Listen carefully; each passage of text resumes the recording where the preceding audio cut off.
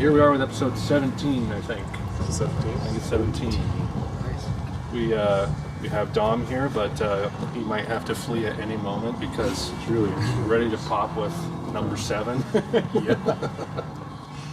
Brought the whole clan here too, so Yep. just hanging out. Brought some nice bourbon too. Arson. I don't even know if I'm gonna have any. That's right. But you guys, please do. I won't have to tap into my other random cheap Kentucky whiskey. That's the cigar bag. Yes, sir. What's on your agenda For this, We're going down like a list of topics, right? well, you weren't here last time. We were just kind of chatting about it was like family stuff and like movies and music and whatever. It's pretty chill. I don't even remember. Last time you were here was the garage, right? Yeah. Yeah. Which took a long time to recover. I think it's finally recovered. It was just like, it just smelled Several like... days afterwards. It was nice and warm. Yeah, it was nice. Well, I told Greg, like, I think part of the problem was twofold. There was not one person having a cigar, there was 4. Yeah. And I had like at least 2. I had 2. So we How was really swapped it out. the car? Because Andrew's car was in there, right? Yeah. I mean, it was all shut, so... She never said anything, so I'm guessing it was okay. Because when we were out there, I'm like, I wonder if we should have pulled her car out. Oops. That's funny. It has a lighter, but in the owner's manual, it refers to it as a cigar lighter. It's not a cigarette lighter, it's a cigar lighter. So I think it's kind of cool. High-end Yeah. lighter. You started a new Instagram account, didn't you? Yep. Mom Boss something? Yeah, she's doing Instagram and TikTok, just kind of... I assumed it was kind of based on the courses you guys are going over and Yeah. making content. making content, and then when you have enough followers, like on TikTok, if you have enough followers, you have to have 5,000. Then you can go into the TikTok shop, and they'll mail you free samples of stuff that they sell on the TikTok platform. And then you can demo it and You talk do about unboxing it. type And then you thing? could put a link on there, and then if anyone buys that product based on the link in your You get a little TikTok cut. reel, you'll get like 15% Affiliate. as like an affiliate. That's awesome. So the gal that we follow, she's been doing this for about 8 months now. She got enough followers because one video went viral, you know, and yeah, she's making like 15-20 grand a month right now. Oh my Yeah, just goodness. on the affiliate stuff. It's like, all right, well, you can make a few videos and see what happens. Oh my goodness. So Like like one what, she did on her Aston Martin, she was just talking about the key, how the key is unique. That went viral. It's had over 800,000 views. No kidding. Andrews? Yeah, and I think we know why, because it turned into this ginormous debate. All these people in the comments talking about how those keys are made, and no, they're not made that way. So that's how you get a lot of views and followers, is because it's controversial, and then you've got a ton of interaction. Yeah, the same way with YouTube. Like getting a dislike is the same as getting a like. It doesn't actually affect a whole lot as far as the algorithm goes. It just knows that people are interacting with It's your video. interacting, and that's what they want on their platform. Yeah. So being controversial doesn't necessarily mean that you're gonna like not be watched because you're getting a bunch of dislikes. So we want to take the car out, maybe even like up on the monument. Might even use you for this. Get a little bit more. Have her do some like drive-bys in it, Yeah. and then pop the hood, rev up the engine, the camera really close, and maybe get back by one of the mufflers so you can hear it, you know, Sure. you know, doing its thing. And then she might talk a little bit about the engine and horsepower and all that. But I think that'd be very doable. That is awesome. Mention like if you guys need more material because you just had the pictures for a while. So by the way, your Zerona advertisement is going to be on KKCO TV. Oh, cool. Yeah, they were able to take it. They said the format looked really good. So we've got 2 different ones. They came in and did one for us. They actually did a really good job. It was just free. You know, the creative team, you get 1 free ad. They were having like this killer deal on their TV stuff. Really? But it's only like 8 months. It's like an 8-month contract, which is really short. And then after that, then the deal's not as good. They hope to get you on like a year contract, which I don't know what to do. But yeah, they came in and the kid with his sister and her 2 little boys, like walking in like they're new patients, and we handed them the paperwork, and they're over on the table, and on top of the spine. But it's all voiceover stuff, you know. And yeah, really good. Cool. Yeah. So we're gonna rotate that one and then the Zorona ad. But yeah, we've already had people saying that they're seeing us on TV. So. Was it KCO that you were with? Yeah, 2008 and 9. Well, they were separate back then. Even. It was like Like, they're because not- KK and KJCT. KJ merged Yeah. like 10 years ago now. But this Part of was- like Gray Media or something now. Gray was always the mother corporation or whatever. Gray Maybe TV. some of that.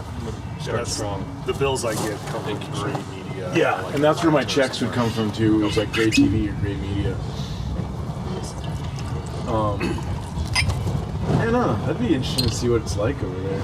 We were even at like their old station, which Oh, was like right. towards the freeway back in the day. But yeah, Yeah, I used to go out there.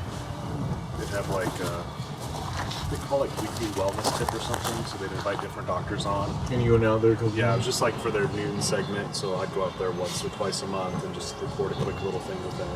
It's back when Kira Bresnahan was there. It was a long time ago. Now she's doing PR stuff for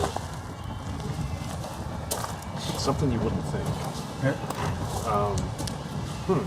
don't remember now.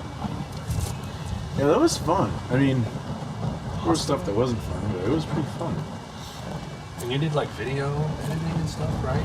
Yeah. Oh, we used Vegas. I still do a little bit. Is it? Well, maybe it's good. I just like I was right out of college, and I learned on Final Cut Pro, like 5 or 6 or something. Yeah. And I grew to really, really like it. And then so going to Vegas felt like just like weird.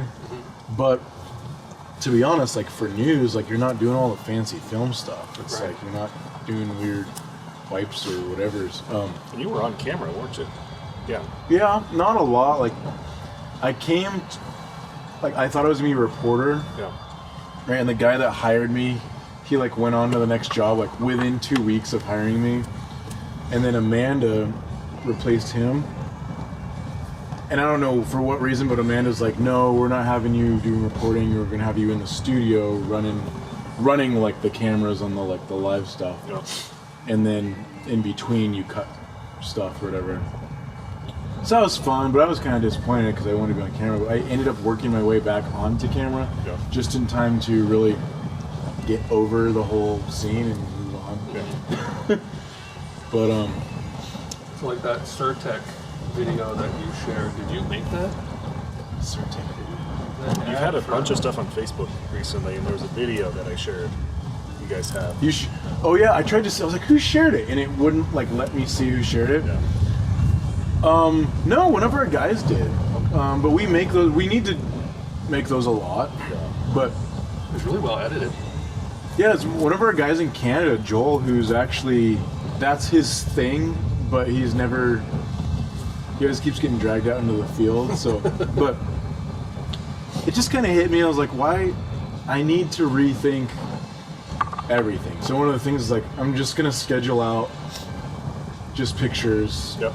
As much as I can out, so I don't have to think. Because I'm always like, I'm gonna start this campaign, and then I get busy, and then I stop. So I was like, I'm just gonna schedule stuff out. Yep. So that is a video from like a few years ago. Okay. But yeah, I guess it's trying to actually get serious about our social media. That's interesting though. I've never been on. It's not a hard thing to get social media like going per se, but it's like it's so easy to it was looking good. It was looking good. Damn. It's very easy to like procrastinate though, and just be like, I'll get Yeah. easy, I'll get to it, and then you just never do it. Like I started doing just on YouTube, and I was like, I struggle with like if it's not perfect, I'm not gonna do it till I've got it so dialed in. Yeah. That's like my struggle, and I know that that's stupid, but it's just me. So I was like, I don't care how stupid and corny it is. I'm just gonna do something Yeah. consistently for 2024. So I started just finding like news articles that are relevant Yeah. and basically like roughly paraphrasing through them and post them on like LinkedIn or whatever. And usually they're like 20 views, you know, whatever, 100 views on one and then like 5 views. But I've actually gotten some like work bites out of it just starting, and so that is encouraging. Yeah. And of course my father-in-law like posts a video of him just like walking in the snow bitching about the government, and he got like 31,000 views. You watch them? And I'm like, oh, I hate this guy. Yeah. But oh yes, I love you, jerky. Tweaked the recipe just a little bit on this one. Cool, thank you. But, It's not as, is it less soy sauce? Less soy, a little bit more Worcestershire, or that W sauce that I buy, which is I like instantly taste the Worcestershire. a little less pepper, because it's getting kind of hot for Oliver. Okay. And then I did add a little bit of sugar to this one. I've not done sugar in the one before. It was like, It's not noticeable. it's like a tablespoon for 6 pounds of meat, so not a lot. Yeah, that's And good. then I let it marinate for like a day and a half. So that's the longest marinade I've done so far. Ever put any garlic in it? Garlic salt. Salt. Yeah. So it's like it's onion powder, just garlic powder, and then the salt comes with the soy sauce and the W sauce. Optional cayenne pepper, which I've not done that yet. I might do a smaller batch with some cayenne, just with a little bite to it. But it's a super simple recipe. That's good. That's good stuff. Yeah. It's easy to make, and I just watch, like, City Market will have lemon broil, buy one, get one free. And I can just toss it in the freezer for a couple hours, and it'll start to not fully frozen. Then I can just slice it really easy, and it's already the right width. And, yeah. Yeah, we're trying to clean up Oliver's diet a little bit. So we send him to school, maybe we just heat up like a couple taquitos and throw them in there. Which really ingredients, it's like soy protein, preservatives, crap. It's so easy to fall into that habit and rhythm too. So instead, we'll send him with some beef jerky, or since I've been cooking a lot of meat on the grill, Andrew will just cube up some steak, put it in like a warmed up little thermos, and then they'll just eat steak bites for lunch. Yeah, it's like good clean cool. protein, no crap. Now you just need him to start powerlifting and do a mile jog at 5 in the morning every day. David Goggins style. Hugh Jackman prep. I don't know if you've seen David Goggins' videos that he does on Instagram, but it's him out running, and then I think he's got a cameraman that's like beside him. Yeah. It's like every other word's an F-bomb, but he's all about like, who's gonna carry the boats? If you've ever read his book. Because he did like Navy SEALs, he did Army Rangers, he did like all the elite schools and passed all of them, which is crazy. Did he ever actually go on the plane or anything? He did. I think he ended up with the SEALs, and I think he was a trainer on the SEALs, but he's a crazy guy. Like, he broke the world record for the most pull-ups within like a 24-hour period, but he literally just he had to do it 3 different times because the first 2 times his skin came off his hands. Crazy. Anyway, so he does these videos where he's jogging along and telling you not to be a bitch or whatever, and then there's a big fat white guy that's now doing knockoff videos, and it's just like, everybody, colon, and like everyone's like nothing, and then David Goggins, is like gonna bitch slap you, but he's doing these videos, this big white belly, and he's just like saying stuff like David Goggins. It's absolutely hilarious. I think he gets more views than David Goggins does. Yeah, that guy's story is pretty intense. I read, so he's got like two versions of the same book. One is like edited and a little bit more, reader friendly, and the other one has all the language in it, and that's the one I read. But yeah, just his upbringing and just horrible abuse and all kinds of stuff. Crazy story. I know nothing about the guy. The book, I think, is worth a read. Andrea read it. I have to be in the mood to read books like that, where you read about some kid that gets abused and they grow up. And it's rough, Yeah. Can't Hurt Me, I think is what his book's called. And it's him in his Navy SEAL dress up uniform, the whites, whatever it is. Well, I say red, I guess it's red. But it's interesting on Audible because at the end of every chapter, he and the narrator then have a conversation with the chapter. Yeah. And David Goggins kind of like unpacks it a little bit more, gives you maybe a little bit more. That's kind of cool. So it's a pretty cool way to do an audiobook. Yeah. I sometimes wonder, like, the artistic liberties that audiobook narrators take when it comes to, like, acting out certain people and, how they emphasize certain parts of the narration, and if the authors are able to weigh in on that at all. There's websites where you can go and upload some voice samples, and then they will assign you things to read. You have to have obviously a good, microphone setup, but they'll pay you so much to narrate books. I think that'd be kind of a job. Yeah, I think you'd have to have the right setup. Obviously, can't have any background noise. You can't have the dog barking. But it's not a ton, but like some smaller books, it's like 500 to 1,000 to read it. Yeah. It's pretty cool, actually. What if you get to choose the book, so they just kind of like, or the book, just kind of give you a book to do? The one site I was on, you could actually pick. Yeah, that'd be kind of cool. And there were a lot of them were just like off books. It's not like you're going to be reading like a Michael Crichton book or something. Oh. Yeah. It's kind of like Fiverr, where it's like, I need my indie book read out loud, and it's going to be like some teen vampire nonsense. So it's like they'll pay you $500 to read it. Might not even end up on Audible. It might be on like some off website, but still a cool idea. Yeah, I mean, I was kind of flirting with that kind of stuff when I was trying to figure out side income for a while. Yeah. I was looking into like the whole transcription thing where you like write out captions for videos and stuff. I didn't start doing it because it pays terribly. But I was like, there's options out there. The amount of effort you have to put into it. Freelance kind of work like that. Weren't you going to try to narrate your book for Audible? Yeah, I think I talked about that on a previous episode a little bit. Yeah. At the time, the only mic setup I really had were boom mics. Yeah. I didn't have a good like audio interface. It was just that thing with the USB plugged into the computer, and that's how I got all my mic stuff. But it was mostly that thing's fault because it like had something in it called a preamp, which is basically any microphone needs like actual voltage to work. And the better the preamp of supplying the voltage, the cleaner the sound will be. So there's kind of a threshold of like how good a microphone can sound, how good an audio interface is, and you want kind of the best of both, because you don't want to have a good microphone, bad interface, because then it will.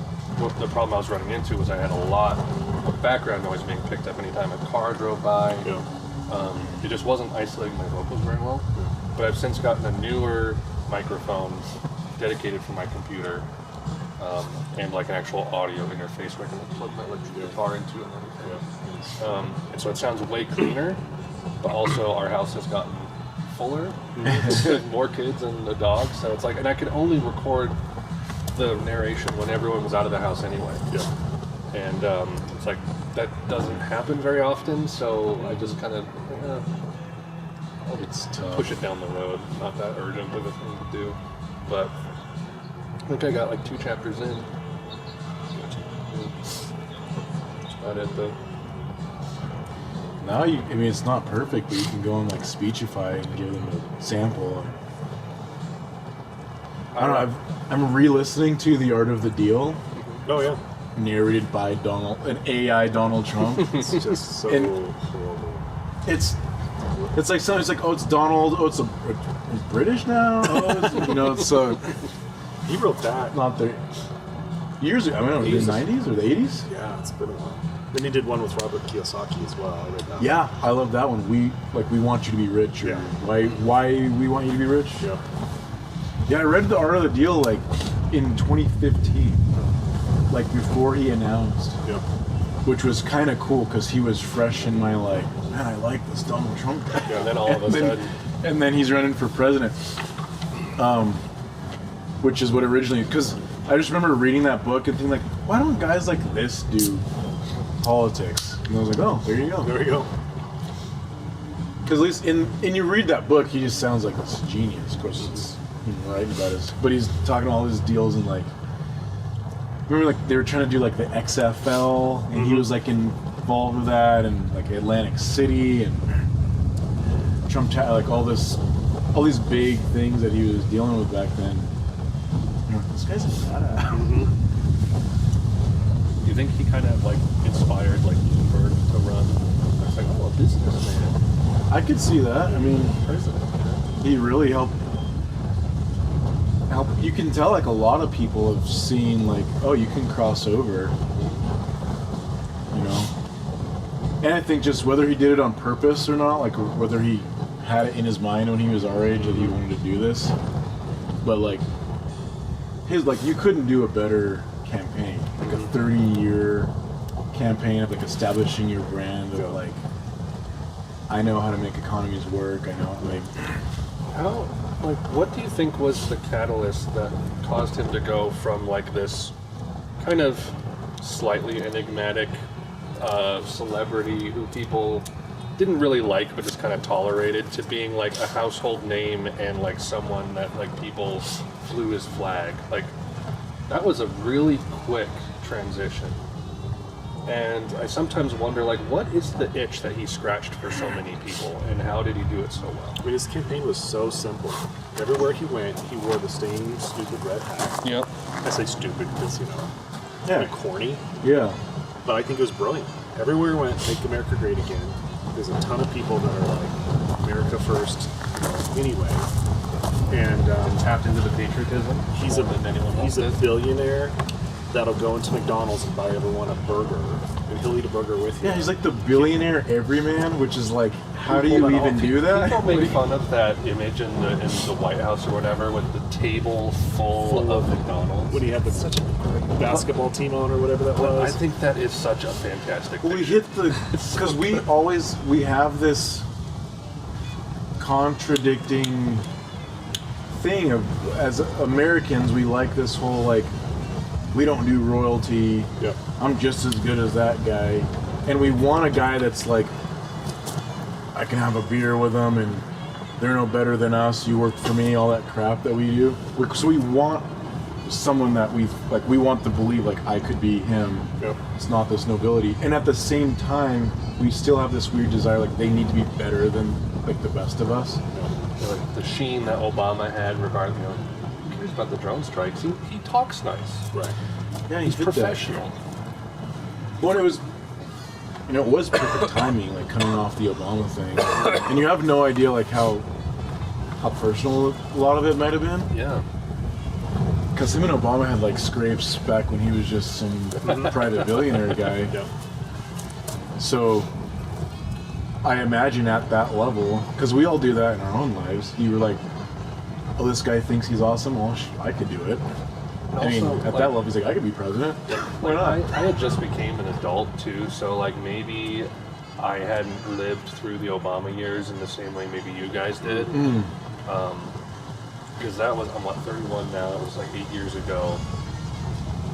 Do the math, but like I hadn't been on my own for very long, so I may not have felt the disillusionment that maybe a lot of other people felt, and they were just like, Obama's such a letdown. Like, he was a D, and back then I didn't feel as strongly against D's as I do now. Like, I knew there was like, I don't really think, you know, some of the stuff that they support, I'm like, doesn't really sound like they have. So I wasn't as against it, but so he was a D and all this stuff, but at the same time, it was like, there was all this talk of like, well, you know, he's black, this represents like such a turning point in our cultural zeitgeist or whatever, and all this, the hope and change stuff. And again, you're like, I don't know that things are all that bad, so it's not like we need a ton of change, but just, there was a lot of, we're turning a corner for the better thoughts around Obama, I think that we were. and then he just none of it was real. I could be like speaking out of my butt here because I, was a child during this time, but I feel like 80s, maybe even more so 90s, like people wouldn't have turned their nose up at a presidential candidate just because he was black. No, I don't think so either. Yeah. It's At least we've been any primed for it. any of my experience, but they did a good job of like, We finally made it. of like, theoretically this probably could have been possible for the last 20 years, but like it finally like actually happened. So Yeah. like this is proof that we're as good as we all would like us to have been. And that almost as like a black, like I wish my dad was around because he missed it by 2 years. Really, 2008. He died in 06. So he missed it. Wow. He missed it. Because his experience, and I explained some of that, like would have way more context than like me, like a 90s kid. Where Yeah. being black was cool. Yeah. For him, it was like a liability. Yeah. So like that would be really interesting, but like it seemed like he took that opportunity and just like squandered the heck out of it. Yes. Because like I always think like if I did something like that, I would almost downplay it. Like the black thing I wouldn't want it to be an issue at all because it feels like that's just why is that to be an issue? Yeah. But his campaign made it an issue. Yeah. So okay, so it's part of this conversation now, and then he just like squandered it of like dividing us up much more. It was like never really about that. And he did a good job of like never saying it himself, but like letting his like network do that. Yeah. Which also you just kind of don't respect. Like if you want to address race, if anyone has the platform, like you do it, and do it in a way that actually brings us all together, not Because race relations What have he did. been improving, I wouldn't say year over year, but kind of decade-wise it was improving until his administration, and then it actually got worse. And it's you'd just have gotten to worse since think then. from the 60s it was like this, and then Obama it's done that. Yeah, yeah, yeah. Does that maybe lead more credence to that thing of racism is on life support? Oh Just yeah. like keep the Not the Thomas Sowell quote, or yeah, Yeah. keep the kindling on the fire. Let's not solve the problem if it's working for us. it's like anything. It's like medical stuff and everything. It's like once finding the cure for whatever the ailment is becomes such a big business, it's kind of like, oh, do we really want to fix this all the way? Yeah. The war on XYZ is always going to be a profitable one, and to the extent that even like the CDC, when Fauci was doing his thing with the CDC was about to be like irrelevant, Yeah. so they had to gin up something, and then I remember all of a sudden it's AIDS is going to kill you. And see, I don't remember that. I remember Fauci saying you could get AIDS from a toilet seat in a public restroom, and I was definitely afraid of toilet seats when I was a kid because you could get AIDS from those. Like movie theater seats, like there might be a needle in the seat. You Yep. better watch it. Yep. That's like not a thing now. And then that just made CDC super relevant again, and then all the drugs that they rolled out that basically were killing gay men. It was horrible, but it was very, very profitable, and then the CDC gets all their funding back. And I've never heard the left like I don't know a lot of people on the left, so I've never been able to ask them, but like present to them like this concept of if it makes money, why make it go away? yeah, Like what would their response be? Because it makes sense. yeah, Well, I don't know. Whenever it's come up with left people I know, like they have this way of flipping it around on like the evil corporations. yeah. And it's like all the corporations that you love and adore. But It's like big pharma. Perfect example. All of the government stuff, race relations, anything. War. Mm-hmm. I don't know. it's really weird because they're super anti-war in their rhetoric because they want to paint it as like righty, hawkish stuff, but they're the ones that love going to war. Left has been like more pro-war than the right. The left has I- gone. it's The so left has weird. gone hard into big pharma, big tech, and pro-war. It's really weird. Because I mean, old school, classic liberals, classic Democrats, I mean, that wasn't their shtick. But like, that seems like that's their thing now. It's like, really, you want to like cozy up to big tech and big pharma? And I don't know. It's odd. And with the Obama thing, like back on the race thing, it was like, and I guess a lot of stuff's local, but like I don't remember like I remember like as a kid, being a victim of something was something like kind of shameful. Like if you were beat up or if people didn't like you because of something, you wanted to hide that.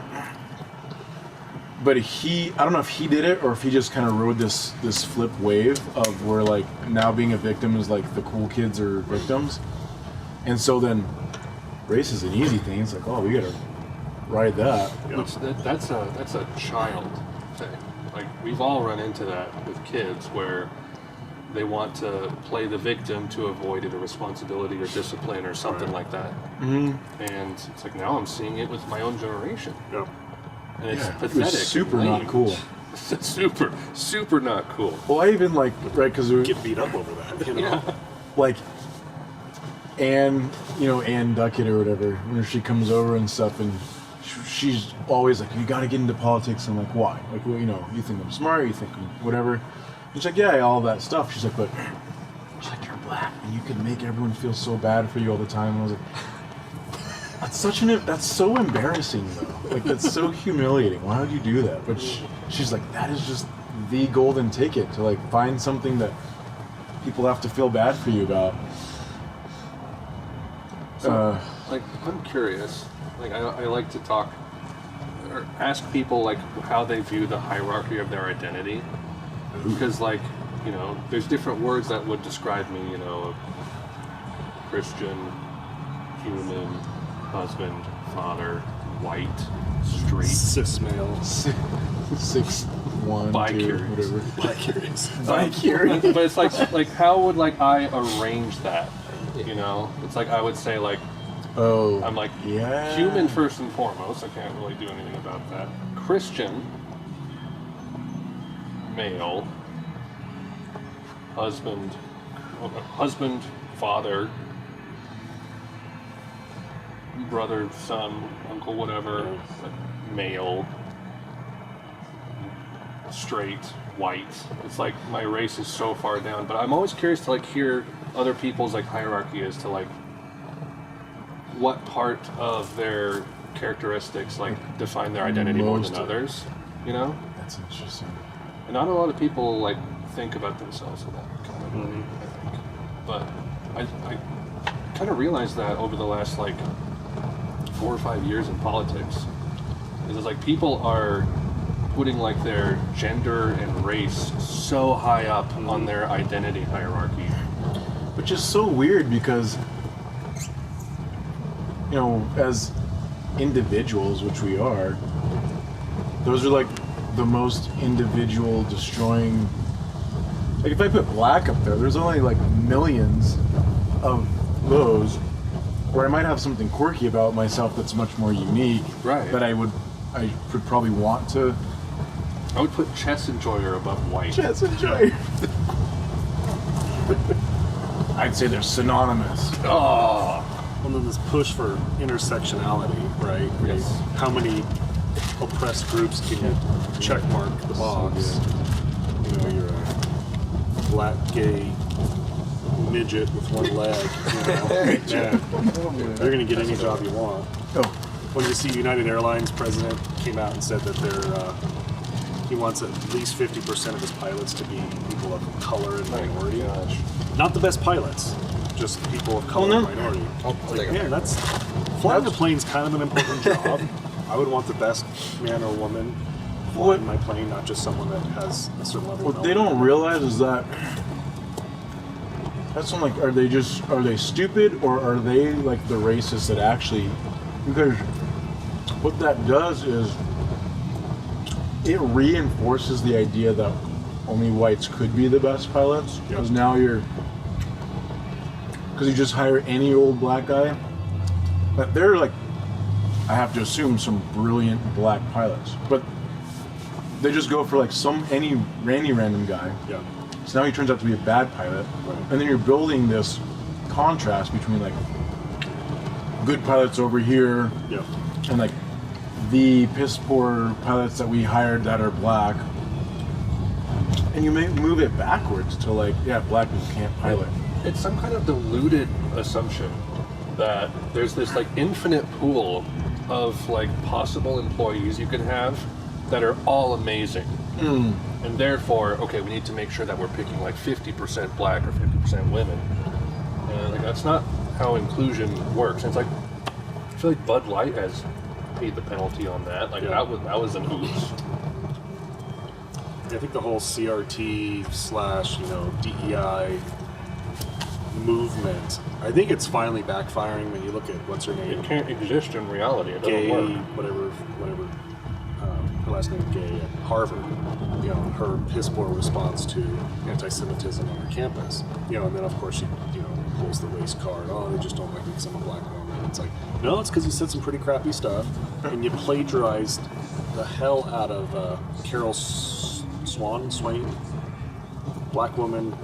Andrew and I had the pleasure to see her speak in person. She's amazing. Literally grew up in like the poor South and then got like 3 PhDs and she's written a ton of books.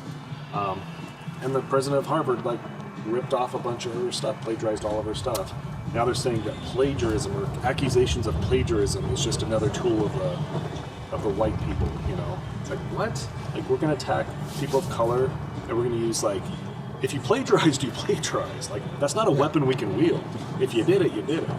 But it's just so now she's the victim because she said crappy stuff and ripped off a bunch of other people's stuff. It's just bizarre. And then our vice president, the word salads that she didn't even make it through the primaries for her own state. Like, you live in California, like you dropped out of the race before your state's primary because you're such a horrible candidate. Can't seem like, other than Venn diagrams and school buses with phone chargers, she gets excited about that stuff, but she can't have any idea about anything else. It's like, but when Biden's like, I want a black female for VP, it's like, I think that's almost, what does that check off for you? yeah, like almost like my point of like, so someone who comes to mind instantly is like Condoleezza Rice could probably have easily been Yeah. done better than the last 4 presidents combined, just from what I know about her. Classy lady. But they won't pick her, who's easily competent. So then they pick like a bottom of the barrel, like who, like you said, couldn't even win her own state. But then you do that enough times, and then you build in the collective mindset of like, a black woman's not ever competent enough to do this, because plainly we've seen they're not. We just kind of, this is just what we do to be nice. Right. And if you actually wanted competence, you'd have to pick a white guy. When that's not really true. There are probably plenty of black women, but they go to the bottom of the barrel to do that. Apparently not a lot of black women wanting to be vice president. So you take what you can get. I don't know. I think historically VP picks are always kind of pretty vanilla, pretty blah. I don't know if that's always been on purpose. It would make sense because like originally it was like the second place dude was the VP, and then they learned pretty quick that like that doesn't make sense. Like I was a couple months ago, I was like trying to trash you because I wanted to win, and maybe when we had a better collective mindset, you had like 2 guys vying, and now that they're in, they're gonna both do what's best for the country. But that's like not the case now. So you just pick. I just need some like yes man who's gonna go, you know, And you do want all the some events I kinda- don't want to do. You want some kind of symbiosis, right? You don't want to just like pick the second place guy who you may have like really disagreed with and you don't line up with at all, and even in your own party. Well, yeah, like you don't want Trump and then the vice president is Hillary. Like that's not gonna work. Right, that doesn't make sense. How do you guys feel about a Trump? So you pick Trump, Pence, who's like Trump Vivek ticket. I could see it. Some Would it be people have good? said Haley, which I don't think that'll happen. It better not happen. I do not like her. No. I don't understand how she's like the establishment pick on the right. What is wrong with us? Yeah. It's ridiculous. She's so squishy. She says one thing and then she goes to another meeting and says something completely different. So I don't know where she really actually stands on it. And the fact, so I don't like any, well, I don't like a lot about her, but even if I liked everything about her, the fact that she instantly goes to all the left stuff of like, oh, actually I'm a woman, or actually I'm dark. Yeah. I was like, oh, you're actually one of them. Yeah. So no. I'm just starting to really enjoy myself. My wife's like, That's okay. all right, I'm getting hungry, She's I'm done. getting whatever. So You're good. Thanks for stopping in. Yeah. thanks for having me and accommodating us. Yeah. Hopefully your house isn't like there's no writing on the walls when I get in there. But you guys want to just hang on to there, or should I just take it and bring it next time? Take it and bring it next time. Yeah, we got. All right. We got. Yeah, you got plenty to go around. Well, thanks. Yeah, it's good having you, man. See you guys next time. Hopefully we'll see you soon because the weather's warming up a little bit. Yeah, we'll do another 5-hour, 6-hour one or whatever. Bigfoot and all this stuff. All right, see you guys. See ya. sir. Take care. Well, I'll put it in the. Yeah, you can throw it in there, yeah. Move the microphones. I know there's been a lot of chat about maybe a Tim Scott VP pick, which would be kind of interesting. So, Ron DeSantis, he dropped out and now he's endorsing Trump. Yep. So then, I guess who are the big runners now? Because it's like Trump and then. Trump and Haley, Nikki Haley. Yeah, for the primary, but I don't see any path where she's going to win. I saw some clips of her of like what you were saying earlier, where she'll say one thing, Yeah. and then there's like another clip of her literally just contradicting that or just going back on it. Like, She'll say, I never said that, and then literally there's clips of her saying exactly that. It's just not good. so means it's just her and Trump then? Yeah, for the Republican primary. So Wow. Okay. I think she's holding out for the primary in South Carolina because she was the governor there. Yeah. And she's thinking she might have enough support to win South Carolina, but I mean, Trump won Iowa, Trump won New Hampshire. New Hampshire. And then why did DeSantis just drop out? There's just no way for him to To win. win. Yeah. That makes sense. It's kind of, I mean, in a way, a little bit surprising because I feel like he's been notable enough to gain traction, but it didn't stand out. Trump just Has that power. can't. He knows how to gain support. He knows what the people want to hear. He's a force to be reckoned with. And DeSantis is a great governor. I would have been more than happy for him to be the Yeah. Me too. the Thanks, President. next president, but just not this time.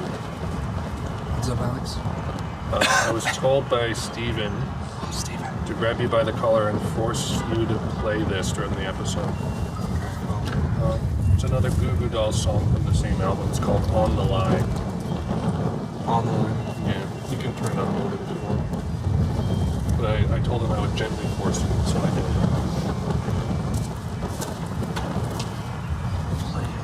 I will play it. Don't worry, Steven. Do it.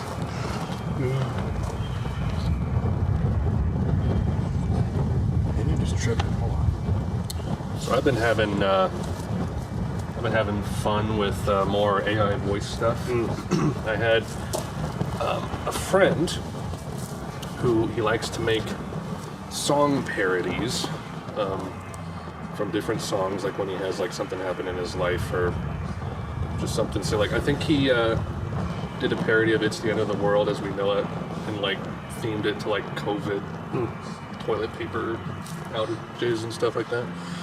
But he did one for a Lone Star song called "No News," and he had sung his own lyrics over it for something about like him bringing his car into the Chrysler dealership to be fixed, and they didn't give him any news about what's going on.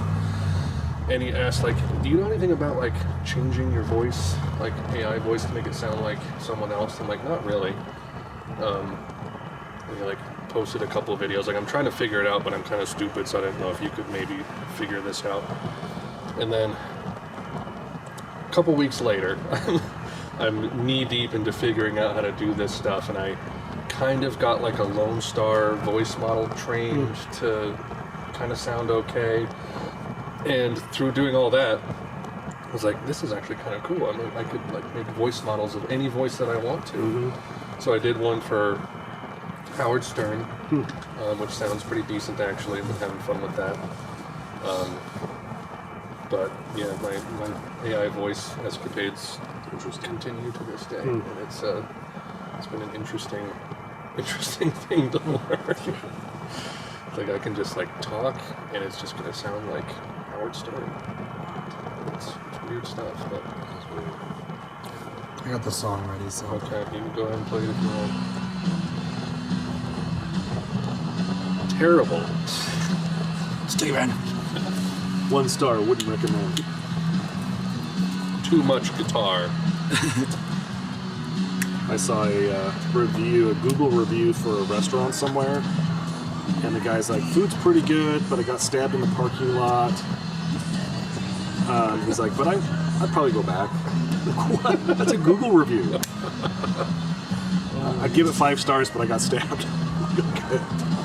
Like, food 5 out of 5, tasted amazing. Customer service 1 out of 5. Couldn't put a tourniquet on my Stabbing on was, my leg. yeah.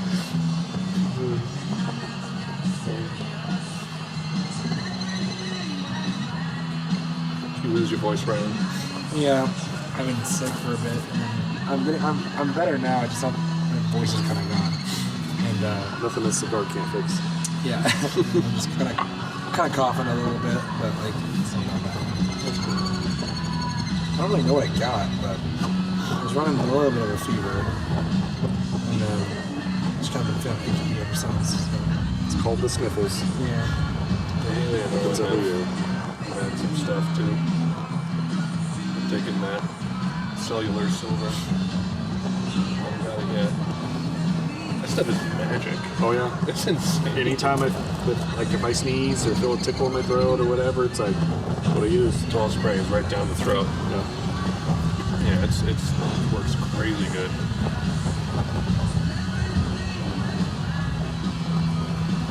Yeah, I don't get it. Like people are still testing for COVID. It's like you got a cold. What are we It's just doing? like every time you get the sniffles, you're gonna test it to see if it's COVID, almost like it's a badge of honor or something. It's just weird. You don't open yourself. Especially if you've had it a couple times. It's like, all right, so by now, literally, you're catching a cold. We don't really care like what virus it is because it's a virus. It'll run its course. You're fine. It's odd. Let's see if there's anything on our list we can talk about. Haven't talked about Lilith yet. Talked a bit, or Don brought it up to Dan that one time. Oh, yeah. Dan didn't have much to say. No. It'd be more Dr. Klein would probably have. Yeah. Have you seen that video that's going around? I think it's from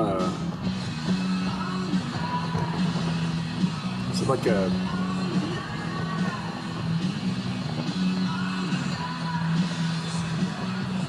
Gosh, where... It's on PBS, but I don't know, some network put out a video and it's basically talking about Adam and Eve, but Adam's first wife Lilith, and then talks about Satan and how he kind of got like short end of the stick, and actually he was just trying to like enlighten humans, and it's like animated, like kind of designed more for kids. It's really weird, but it's been going around on the social media as like people have been reposting the video, and so it's like PBS Kids or something. Really? If I find it, I'll send it to you. It's like really just odd. Basically just trying to like saying Satan wasn't really a bad dude. Just got painted that way by Christians. It's like, wow. And then of course they go into the whole Lilith, that there was this female being before Eve was created, and like, weird stuff. It's like, man, who's like, very few people kind of really get in that deep into stuff, and like, why would they spin something out for like a kid show? Right. It's just odd. You know? I am sending you a link to the podcast I mentioned before. Haley's been listening to, which you might enjoy quite a bit. It's very Glory Preachers adjacent. It's a pastor and one of the guys in his church on this podcast. And They actually talked about Lilith in an episode, but I just kind of caught whatever Haley's watching on TV, because they'll do YouTube versions as well. Okay. And they seem to kind of start it with like notes or like a story or kind of, you know, leading up to that, and then they kind of chat amongst themselves and kind of discuss and dissect things. But a lot of interesting topics, it seems. But they did talk about Lilith at one point. Yeah, I think it's kind of just like not really founded on much of anything. Yeah. And if anything, it was kind of more of a weird sect of thought that was kind of happening on the side to give like an alternative view of history, but it wasn't really founded on much of anything. Right. Yeah, that's my understanding as well. Yeah, but really fascinating stuff though. Heiser talks about a little bit. Yeah, it's weird when like, so he talked a bit about the demon out in the desert, or the little G god out in the desert that they would, you know, sacrifice, but then they would send the scapegoat out, basically to appease the demon out in the desert. And he had mentioned Lilith as well, almost like a predecessor to Satan, if you will, like a prehistoric little G god. I don't know. But there's just not much out there on it. There's some extra biblical writings you can read about. But the whole idea that, like, yeah, that was Adam's first wife, and it's just like, fabricated. Bunch of hooey. So I had a thought, and you're probably the perfect person to talk about it, but I jotted it down on the notes. Is Bigfoot real? What do you think? What are your thoughts? Is Sasquatch real? I was thinking about like things that people eat and drink, consume, smoke, whatever, that are either beneficial or detrimental to their health. And it got me to thinking, like, you know, if you live in a very isolated OCD, germophobic kind of way, you're probably kind of compromising your immune system a bit. But the inverse of that is, you know, living like a slob, not cleaning your place, you're covered in germs, you're eating processed food, not exercising, all that. And it got me to wonder, like, what is the healthy amount of beneficial to detrimental as far as the things that we consume? And I think there are certain things where it's like, I think it's really hard to make a case that you should ever have high fructose corn syrup or, you know, a handful of things. Right. But, you know, it's like with smoking. Like, I don't find that to be something that's super detrimental to my health long term. Yeah.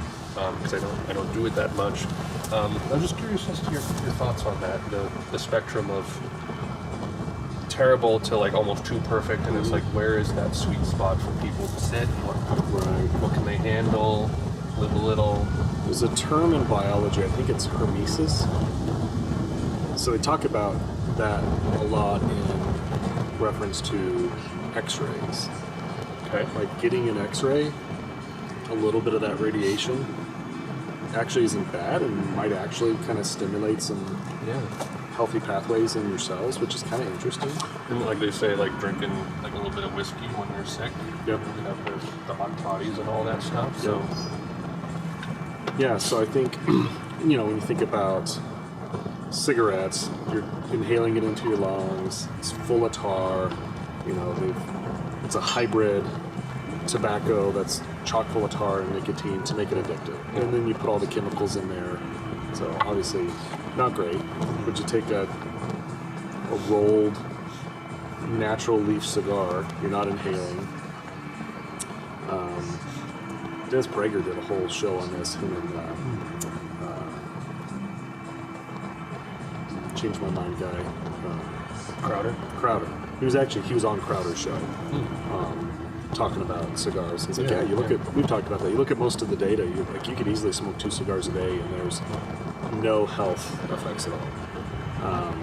It's something we realized even during COVID is when you smoke, especially like a cigar, the nicotine that you take in turns into nicotinic acid, which is a precursor to niacin, which actually has really potent protective effects against COVID, which is a wild thought that, like, because we assumed COVID's going to be this respiratory virus, the smokers are going to get annihilated.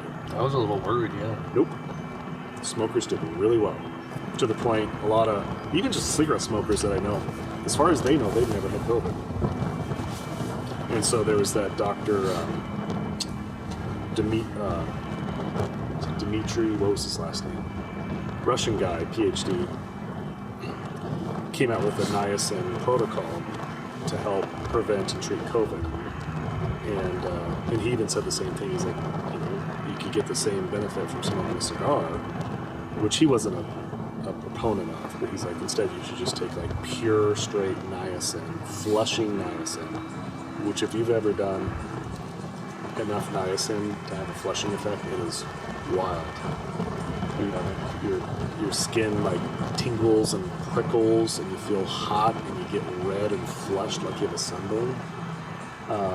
That's what niacin does. You can get non-flushing niacin, which is a slow-release niacin, but if you're doing like 200 or 300 milligrams of niacin, you'll have this huge flushing effect. And we were actually recommending it in our clinic. We had a whole protocol for folks that had long COVID or had long COVID symptoms from the jab. We were having them take a decent dose of niacin with melatonin before they go to bed. And by like the next day, they're like 50% better. It just flushes all the junk out of your cells and just has all these beneficial effects. But, Wow. But that's something that came out during COVID. And remember Dr. Daniel, he did a Facebook post about it. I think a picture of him like smoking a cigar. And kind of in jest, but kind of serious too, but like, hey, you know, just getting my daily COVID prevention here, smoking a cigar. A bunch of people on the left just like lost their minds over it. Like, oh, local doctors recommending smoking for COVID, you know, protection. Just this is just ridiculous, you know, whatever. So, well, no, there's actually some science to back that up. So, the long answer to your question is sometimes stuff in smaller doses and moderation can actually help your body just figure out how to adapt to its environment. Because yeah, if you live in a bubble, you're going to end up with asthma and allergies. Basically, your body's going to turn against itself. There's nothing. Your immune system wants something to chew on every once in a while. Yeah. So if you're in a completely sterilized home, they did a study on dishwashers. People that wash all their dishes with a dishwasher that uses high heat, they actually have more health issues than those that just wash their dishes in a sink with like lukewarm water and soap, because you've sterilized all your stuff to the extent that like there's nothing there for your immune system to like deal with, and then before you know it, you're going to end up with an autoimmune disease where your body turns against itself and tries to fight itself. So there's that balance there. I mean, I think there's always that balance in nature about moderation. If you do things in moderation, your body can adapt to it, it can handle it. But like you said, if everything you consume is just high fructose corn syrup and chemicals and garbage, like there's a certain point where your body's just like, peace out, I'm done. You know, that's where diabetes comes from. It's just your body's constant barrage of refined sugars, and eventually it just becomes desensitized to all the insulin, so then you become insulin resistant, and your blood sugar starts to increase, and you have diabetes. True. So I'm making the argument for cigar reason. I mean, even like the occasional processed food, which I don't know exactly how that factors into things, but we recently have started getting some more of the Zevias, which we never really did before. I never liked the stevia taste. Yeah. And Haley likes to have something, she's been having some soda cravings. Something bubbly and Yeah, so we got the like, however many pack from Sam's, which has like 6 different flavors. like grape and Yeah, orange, all different kinds.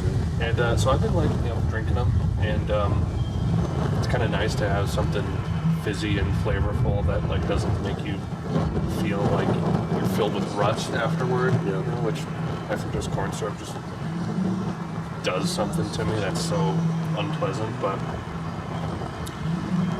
the occasional frozen pizza once a week.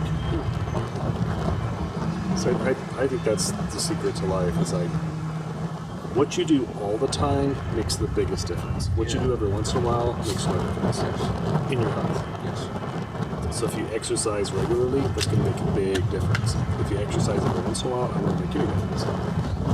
You know, if you're smoking a ton every day, it's going to make a big difference in your life. If you smoke more occasionally, you know, pretty much no difference. But if I put 20% of my effort into pull-ups, is that going to affect 80% of my health? Is that how that works? 80-20 rule. Yeah. I just wanted to pick someone else's mind on that. Because I mean, I feel like in a way it's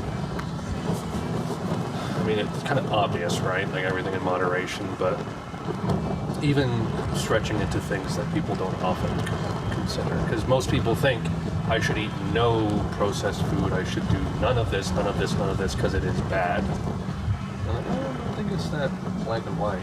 If you get completely off of processed food for long enough, and then you're in a situation where you have to eat it, it'll wreck you. Yeah. And it's not really great either. You know, I know people that, you know, folks that have raised their kids just super, super, super clean. You know, and then they go hang out with their friend at Taco Bell and like grill that for like a day or two. It's like, and sometimes you need a little bit of a poison so your body remembers what poison is and how to process it. That's true.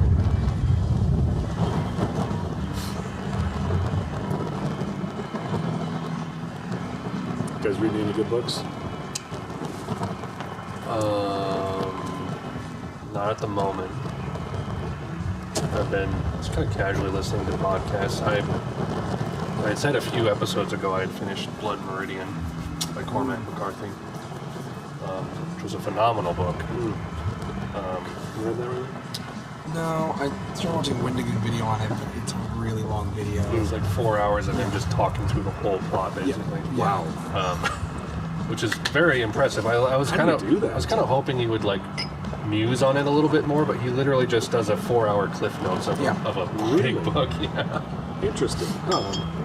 But it was actually kind of helpful because I would go several chapters into the book and then I would watch his summary up until where I got to, and it kind of helped me ground myself a little bit because the way the book is written is very like obtuse and obfuscated. So like there are things that are going on that are really easy to miss because they'll happen in like a passing of a sentence. It's a very uniquely structured book that like makes rereading kind of warranted because you're going to pick up on you got the main brush strokes of the plot the first time, and then the second time through you can get all the tiny little details where you realize like, oh, that's what was happening there because of this and this. But since then, I don't really know which direction I want to go as far as the book. I want something kind of shorter. I've considered kind of diving into like finding a good Steinbeck or something. Interesting. I got most of the way through The Moon is Down, which was a Steinbeck book from World War II, which was honestly, I have only maybe like 10-20% of it left. I just need to finish it. But do you know anything about Moon is Down? Nope. So it was the premise of the book is there's this unnamed kind of mountainous valley town, possibly set somewhere in Europe, like Norway or Netherlands or something like that. I don't know. It never says in the book, but it gets invaded by an occupying force. And I think the illusion is that it's supposed to be Germany. It's not overtly stated in the book. Riley, could you look up when Moon is Down came out? Yeah. I think it was possibly during the war. I could be wrong, or just after the war. But it's about how this town deals with an occupying force. World War II. And how they kind of retaliate in little like guerrilla-esque ways. And it was apparently like kind of secretly passed around to a lot of people in Europe, and it kind of helped boost morale a little bit. during the war, I think. Fictitious, or was it kind of based on I some... think it's just a fictitious story of a non-existent town, and like how the people there dealt with like an invading force who... They sort of wrote the playbook on how to deal with an invading force. Yeah, and it all kind of hinges around this moment where it's like, you know, it's a little bit tension because it's like, well, we're allowed to live our lives still, but you know, there's an occupying army here. Did you figure it? March 6, 1942. 1942. Wow. That's Right that's there. And there's a moment, I don't remember exactly how it happens. Someone, I think like maybe one of the soldiers gets drunk and like assaults a guy and he defends himself. And the people are stuck with this position of like, this guy needs to like be shot to show like that we're being serious about this, but the townspeople are like, I don't want to put up with this, so they start kind of like fighting back against this group.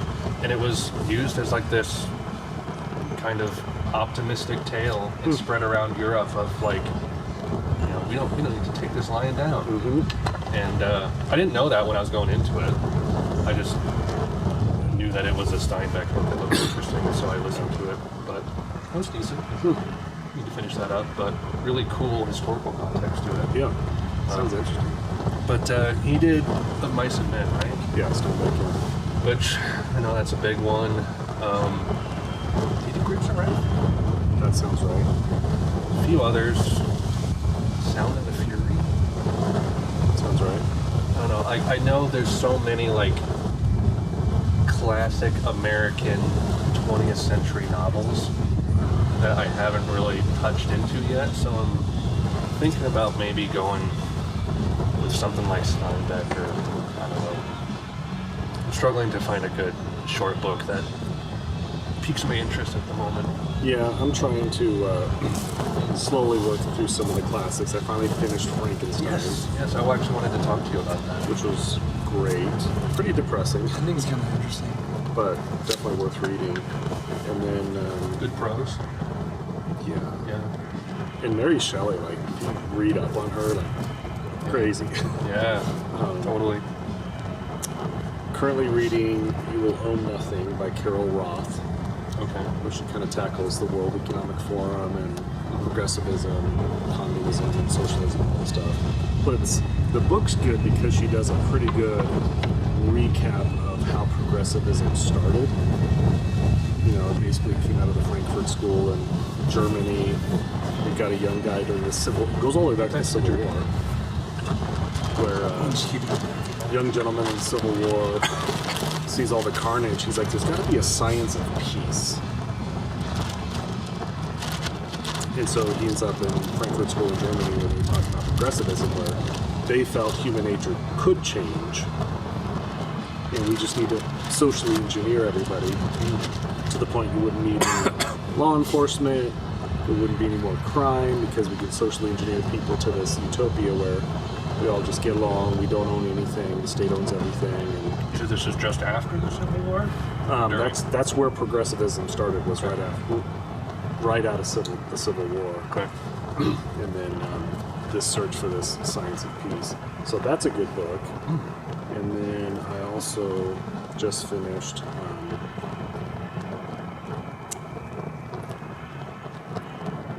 it's Social Justice Fallacies by Thomas Sowell, Okay. which that was really good. Same thing, he goes back through like a lot of the history of progressivism. That's a newer one? I think he wrote that last year. For a guy in his like late 80s, early 90s, he's still cranking out. Still sharp? Yeah. Guy's just sharp. Read Speechless by Michael Knowles on free speech. That was really interesting. Okay. And then we started a novel. Nora wanted to read a book with her boyfriend Sean. So they went to Barnes & Noble and asked the guy what would be a great book for people to read together. That would be like good conversation. So he recommended The 7.5 Deaths of Evelyn Hardcastle. Okay. So I haven't read like just an enjoyable novel in years. And so we downloaded on Audible and listened to it on our way down to Gunnison and back. So 3 hours down, 3 hours back. And so we're like chapter 12 into it. Super, super interesting. Really great book, well written. Is it like a young adult novel or like a full? No, I'd say it'd be up there with a tip like a Krakauer book or any of those types of books. What's the genre? So it's a blend. So if you read the description, it's a mix of Groundhog's Day, Clue. So it's kind of a whodunit, Mystery? with a little bit of the day keeps repeating itself. Really interesting premise. Just had Haley watch Groundhog's Day for the first time a couple weeks ago, and she thoroughly enjoyed it. It's such one of my favorite movies. This is my first time going front to back through it, actually. Really? Yeah. I got in pieces, from you guys watching it on the Great TV, movie. but so good. What would you do if you could, redo the same day over and over and over? Are you going to waste it away, or are you going to learn to play the piano? And It's me, Ned Ryerson. Watch out for that step. it's a doozy. Such a great movie. But yeah, the 7.5 Deaths of Evelyn Hardcastle. So I still need to finish it. It's a 17-hour book. It's beefy, yeah. Okay. And this guy just recommended it off the top of his head. Yep. And sometimes those are the best recommendations. Sometimes. Yeah. Cigars, not so much. Oh gosh. And then I just started Bram Stoker's Dracula. There's a free version on Audible that's narrated by Tim Curry from the Clue movie, and then a couple others. And so if it's Dracula, I think it's Tim Curry, and then if it's so kind of like a radio drama, like with different cast members. Cool. which is super cool. I did. Juliet had like a 6-cassette radio, like a BBC radio drama of The Hobbit. It's great. She lent it to me, and it came in this little like box, like balsa wood box. You slide open the top with the little How cool is that? JRR symbol on the top, and there's the 6 cassettes. Excellent. And it took me forever to find that thing again, like online, because I was like looking through all the different audiobook forms, and I was like trying to find that specific one. And I did. It was BBC, but that was a fantastic way to get through The Hobbit as a kid, because I don't think I could have stomached reading it when I was like 8 or 9. But that's cool. I like stuff like that. Tim Curry did most of the Unfortunate Events audiobooks. Oh, really? He nailed it. I bet he did. He did a great job. Yeah. Fantastic voiceover artist, but Just can't get enough of hearing him say things. I know that I don't know accent, why. man. Yeah. Which he's like, isn't he just from New York or something? I don't know. I don't think he's English. I don't think so. I could be completely wrong. But Yeah, that's a good question. fantastic guy. Too bad about his stroke, whenever that was. Yeah. Kind of put him out of commission a little bit, but I did when I first started to get into audiobooks. Dracula was one of the first ones that I did. Probably my first 5 audiobooks I heard. It was just some, double cassette clamshell thing that they had at the library. Yep. I was probably woefully unprepared for something like that, but it was still very enjoyable. Yeah. And I was kind of surprised at how like darkly sexy it is, for lack of a better word, because like it's drenched in that kind of like erotic uncomfortableness with the whole Very much so. whatever the 2 women's names are, eluding me at the moment, but it's like really just kind of like and that's one of the great things about it, that I feel like vampires have turned just into like generic action monsters now, or it's Twilight. That kind of like dark, gritty vampire stuff, it's kind of hard to come by these days. Blurry Creatures guys, they did an episode on vampire cults. I haven't listened to it yet, but there's a cult out there where they drink human blood and do all this stuff. It's wild. It's nuts. Yeah. You've been reading anything lately? Not really. I mean, just kind of reading a book for work right now. But why? Yeah, I'm still in that book. I'm almost done with it though. It's a good book. Any good movies or TV shows? I'm rewatching Breaking Bad. So, I don't know about that. shows have I watched recently? I haven't really watched that many shows. I guess. I will say, because you watched the original '90s Berserk anime, Yes. right? Yeah. That was actually good. So, do you know about Berserk? It's a manga, like Japanese comic, if you will, that's been going on since the mid to late 80s. And recently the author died. He was in his, I think, late 50s. Story had not been finished, but it's like one of the most beloved mangas of all time, like super epic story, really beloved, and then the author dies and people are like, no, what are we going to do? But his best friend, to whom he had revealed most of the plot to, has picked up with the story, and they have like a group of artists that are like working to get the manga finished. Because didn't he also draw most of it as well? He drew all of it, yeah. Wow. And it was very painstaking, like some of the best art in manga. Like big panels and stuff. So much line work, hours upon hours on every page. But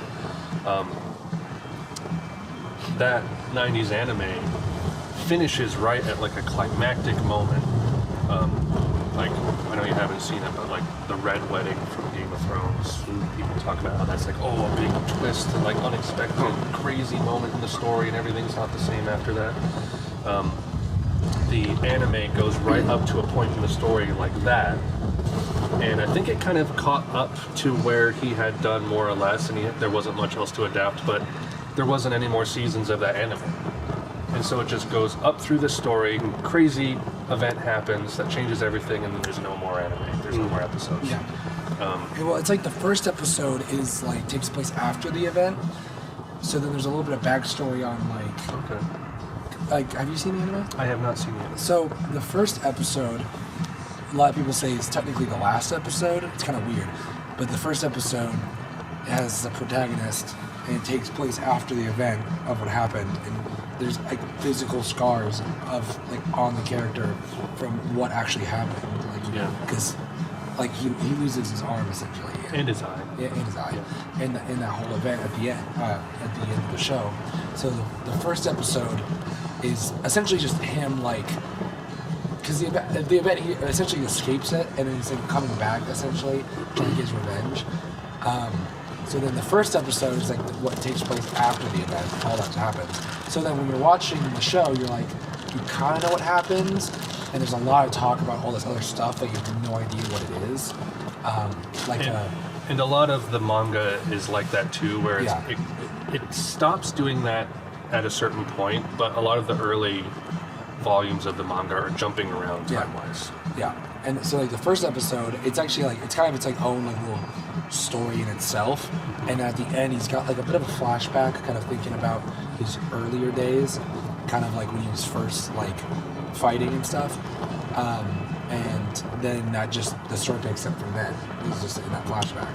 So then the whole story goes up until the point where the event happens, and then it hits to basically the first episode. So and then it was just done. And it's like, talk about cliffhangers for people, right? Yeah. But, which obviously you can read the manga and get the rest of the story, but I kind of know what basically what happened. Nothing else had come out of that, and then there have been adaptations since then where everyone unanimously agrees they all suck in their own ways. Yes. Like either bad animation, bad writing, bad voice acting, whatever it might be. Yeah. And so there's this ardent fan base of this series that's been around since the 80s that want to see it adapted. And there's actually, in the last year or so, there's been this collection of people who are getting together to make fan animations, and they are picking up with the style of the original 90s anime, which kind of has that Sailor Moon looking anime where it almost looks like it's on construction paper or something. So now there's it's kind of cool and sad at the same time, because it's no studio is making a good thing, but it's cool to see fans rally up and be like, we're going to just make it ourselves. Yeah. Well, I thought there was, I don't know if this is the same thing you're talking about, but I heard there's a studio called Eclipse Studio that's coming out with a reboot of Oh, really? Berserk, and it was supposed to. It's coming out this year, and it's. Okay. I think it's picking up the Black Swordsman arc, so it's like I don't know if it's going to cover any Golden Age stuff, but I know it's going to be picking that up, and I don't know when it's going to come out, but I've heard a lot about it. I've seen some of the like teasers and frames from the like fan animation, and it looks just like what I've seen from the '90s one. So Yeah. it's really cool to see people. I really like the 90s Pulling animation it too. together. It's like really good. It's kind of unfortunate with the '90s one though, because like it is, I wouldn't say censored, but it's definitely not. It's not like It's soft around the edges, Yes. you know. Like I know, yeah, like it's like a little brutal, but not like not that bad though. It gets kind of wild at the end, you know. There's a lot of nudity and stuff, but yeah, That's Berserk for you though, man. It's I know, like insane. I know, like I know the manga is like that, but just times 10. Yes. So The amount of times I've had to blur it on my screen as I'm going through. yeah, But anyway, I just wanted to at least let you know that they're working on fan animations to keep it alive. So it's pretty cool. I'll have to send you the video that I looked at. Yeah, you have to I'll Keep an eye on it.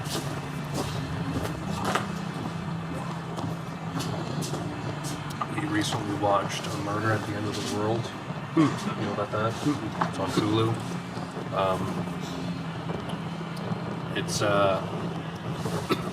It's kind of a mix of a lot of different things. It's kind of a whodunit. And there's two parallel storylines happening at the same time. It's about centered around this woman who really likes like internet sleuthing and like conspiracy theories, and so her dad's a mortician, and like she accompanies him to what would you call them, death scenes or murder sites or whatever, to like evaluate bodies. And so she's very familiar with like the whole process of like looking at dead bodies, and she becomes like an internet sleuth and gets fascinated with like figuring out figuring out who a certain serial killer is in their area. Okay. And she's like posting online, meets up with this guy, and the flashback storyline is their adventures trying to find this serial killer. Yeah. Then the main plot is her, after the fact, being invited to on a retreat by like a Jeff Bezos, Elon Musk type, played by Clive Owen, and like a handful of very elite people are brought to this retreat for a mysterious reason. And while there, someone gets murdered. And so like you have these two plot lines going at the same time, and they kind of like converge in their own different ways. But there's like 6 episodes, tiny little season. Okay. I'll look that up. That's on Hulu? It's on Hulu. Okay. Not perfect. Some things were a little frustrating. It has a little bit of an eco message, which is kind of clunky, but it's not the main focus. Yeah. So I can forgive it a little bit, but that was entertaining. So if that sounds like it might scratch an itch, go check it out. Always looking for new shows to watch. I'm watching Reacher. It's just enjoyable. With what's his face? Not Tom Cruise. Not Tom Cruise. The guy is a truck. Gosh, It's huge. Christian. Yeah. Like Alan something.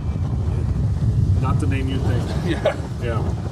I've heard that's actually pretty good. It's well done. I watched the first season and it was okay. Second season I'd say way better. Is it adapting the books? I believe so. I've not read any. Is that Lee Childs now who writes Reacher? Tom Clancy? Is Is it Tom Clancy? No, I think it's like Lee Childs. I think Mom read some of those books and was like really excited to watch the show. Really popular with, I'd say middle-aged women, but they're not middle-aged anymore. I'd Yes. say grandmas. They really like Why? the Reacher books. Why? Oh, it is Luke Child. I mean, he defends the defenseless. I don't know. It's kind of the badass superhero guy. you know, his big thing is he's ex-military. Then he kind of gets hired to like do different things, but he's a bit of a nomad. He doesn't have a home. Only takes his toothbrush with him, and then every, I don't know, couple of weeks he buys a new set of clothes, throws his old clothes away. Okay. So he just lives out of hotel rooms. And so the joke is in the books and in the TV show is like, all right, well, let's get to the hotel room and get unpacked. He takes his toothbrush out of his pocket, sets it on the bathroom counter. He's like, unpacked. I'm done. I'm done. I'm unpacked. Like that. And but yeah, he's just a huge guy. I don't know. There's just something about it that's fun. Is it more like kind of Mission Impossible action-y stuff? It's Drama? I'd say it's, what would it be like? It's Reacher. It's like I can't remember. I don't know. Kind of like a rogue ex-military guy that It's kind of like Equalizer, but not. kind of like Equalizer. Did you say he gets like hired for things? So in the second season, he's tasked by the government to put together a special team to investigate some very specific things. Weapons, trafficking, that kind of stuff. So he puts together this team of individuals that he'd served with before. And then all of a sudden, people that he had served with prior all start getting knocked off. And he's trying to figure out why. And they're like beaten to snot, taken up to high altitude, and dropped out of the back of an airplane or helicopter. And so they're finding his old team out like dead in the woods. Like, you know, like what is going on? Which then uncovers like some weapons trafficking, selling arms, you know, in the black market sort of thing. So he uncovers this whole thing. That sounds a little bit like the newer Mission Impossible stuff. Yeah, but at the same time, he'll be like, he goes to the ATM because the government put money in his account, so he'll go to the ATM to get money out. And then the lady in front of him, he's at the ATM, she's got a black eye, and she's acting really nervous, and he's like, don't turn around, but there's a van 1 block down. Is that yours? She's like, yes. He's like, was it a carjacking? She's like, yeah, my baby's in the car, in the van. He's like, okay, don't turn around, don't say anything. So then he just walks down the street, punches out the window, pulls the guy through the window, sort of thing, and then opens the back door and tells the baby, oh, it's going to be okay, and then mom comes running. You know, that's just all in the day of Reacher, you know. And then he goes on and gets his money out of the ATM and moves on. So it's like moral dopamine to watch this show. Yes, it's like he's gonna kick some bad guy's butt, and it's gonna be really fun to watch. But that's not actually like what he was missioned to do. But he's just gonna do good guy stuff all the time. I think that's why the ladies really like it. And he has huge guns, and he's tan, and it's like pleasant to look at. And yeah, It's good. and I watched that on. I think it's on Hulu. I think it's on Prime. I think it's a Prime show. It's a Prime show, but it's also on HBO Max, which we still have a membership to Max. It's like $9 a month. There's a few shows on Max that I like. So it's weird that it's on that too, because it's like it's a Prime original. Yeah. So he said the first season he had to work out really hard to get beefy like he was, but then he said his energy just totally depleted. He felt like crap all the time. Finally went to the doctor. They tested his testosterone, and it was like not even showing up. So then second season he starts taking testosterone. Yeah, he's like felt way better and kind of helped me, you know, beef up a little bit more. But it's interesting to hear his story. But I guess him, his wife, and his kids, they homeschool. Yeah, and they're on the road with him. And they're on the road, and they stay in Airbnbs. Wow. So he is Reacher. Literally the same thing. Just his toothbrush, that's all he needs. Go from Airbnb to Airbnb. Yeah, it's super cool. He's very private about his life. That's great. Yeah. So that's been fun to watch. And then I made it through all the... so Josh Gates, he had the... what was his show? Expedition Unknown. You watched any of those? Josh Gates, he's a geologist, but he's more just kind of fun to watch. He's corny and goofy. And he's always like saying little side things to the camera. It's just like a reality TV show. But he'll go and look for like Blackbeard's gold, stuff like that. Okay. The lost treasure of whatever, or the last flight of Amelia Earhart. Let's see if we can go back into the Bermuda Triangle and find her plane. So he'll go with the team, and then they'll meet up with like a crew that's already there on site, about to uncover her plane, and he gets to like be there when they like crack the whatever. So it's kind of one of those like, it's a little scripted, where it'd be like, let's go research the Mayans, and then he'll show up on site with geologists who are about to unearth this new Mayan treasure we've never seen before. So I've watched all of those shows, and they're fun, but it's a little, it's kind of funny. So he created a secondary team, and they call it Expedition X. And so it's a biologist and then a paranormal gal. She like works in the paranormal space. And then he will then give them a task. All right, you need to go to this area of New York where they keep seeing the Mothman. And you're going to go for 4 days. You're going to get boots on the ground. You're going to get some video footage. You're going to talk to locals. And so it's this guy and this gal that then go and do that. So send them to Skinwalker Ranch area.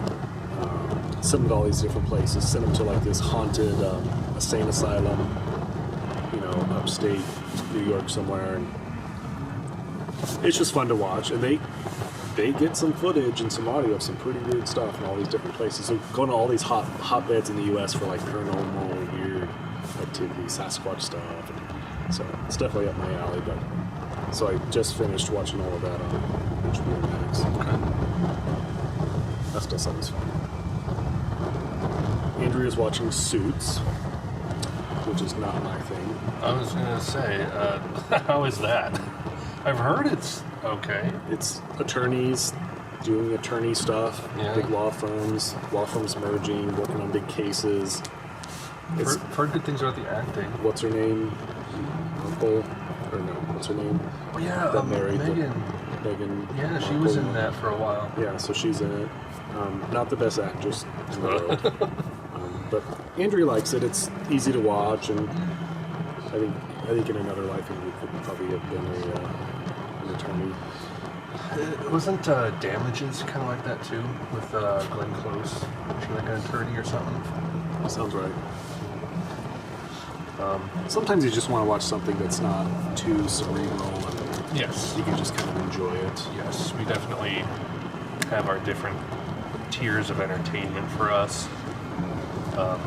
It took us like 2 weeks to get through that 6-episode Murder at the End of the World, just because we can only really watch it in bed, and Haley doesn't always like watching intense things in bed because it could give her weird dreams. Oh, yeah. So it's like, well, we'll watch it when the kids are out of the house, but that only happens like once every couple of weeks when they're at grandma's or something. So that was a slow going thing. So it takes a while to get through it. Yeah. Cessna keeps circling around. Want to come down and join us? And he's low too. Look how low he is. Yeah. Huh. Did you guys ever make it through the BBC Sherlock series with Benjamin? No. Benedict Cumberbatch. Benedict Cabbage Patch. Haley watched a good portion of them. They were Masterpiece Theater style, so it was like longer episodes, like an hour and a They half were like episodes. full movies. They were like, And like every season was just like 3 or 4. But then it was, we only did like 12 or 13, something like 12 or that. really well done. She watched a good portion of them. I wasn't into them at the time. I didn't really watch them because I sort of wanted to, I think I watched maybe a couple. I wanted to kind of dive into the actual books first before I tackled that, but the acting choices seemed really good. Yeah, I would say so.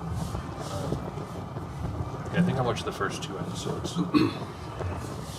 which the first one's like the guy who you sit down with and like, I don't remember the exact premise, but like 2 pills or something, you know what I'm talking about? Yes.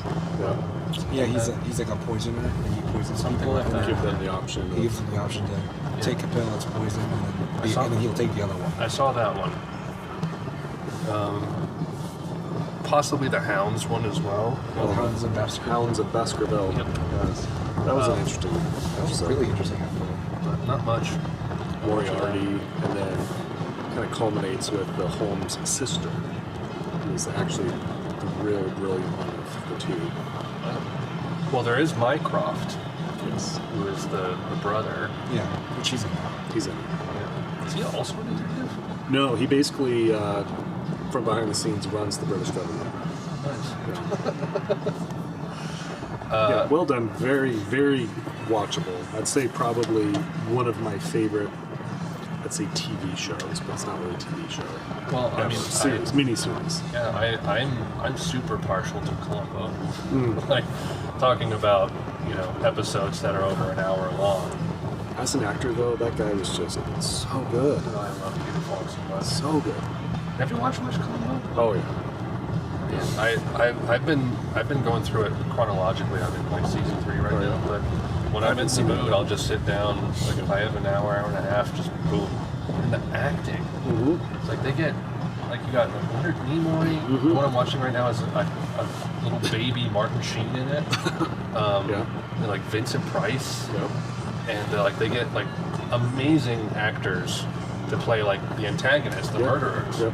And then you get to see like just this fantastic dialogue back and forth between like, because all of the action is basically like front loaded in the first 20-30 minutes.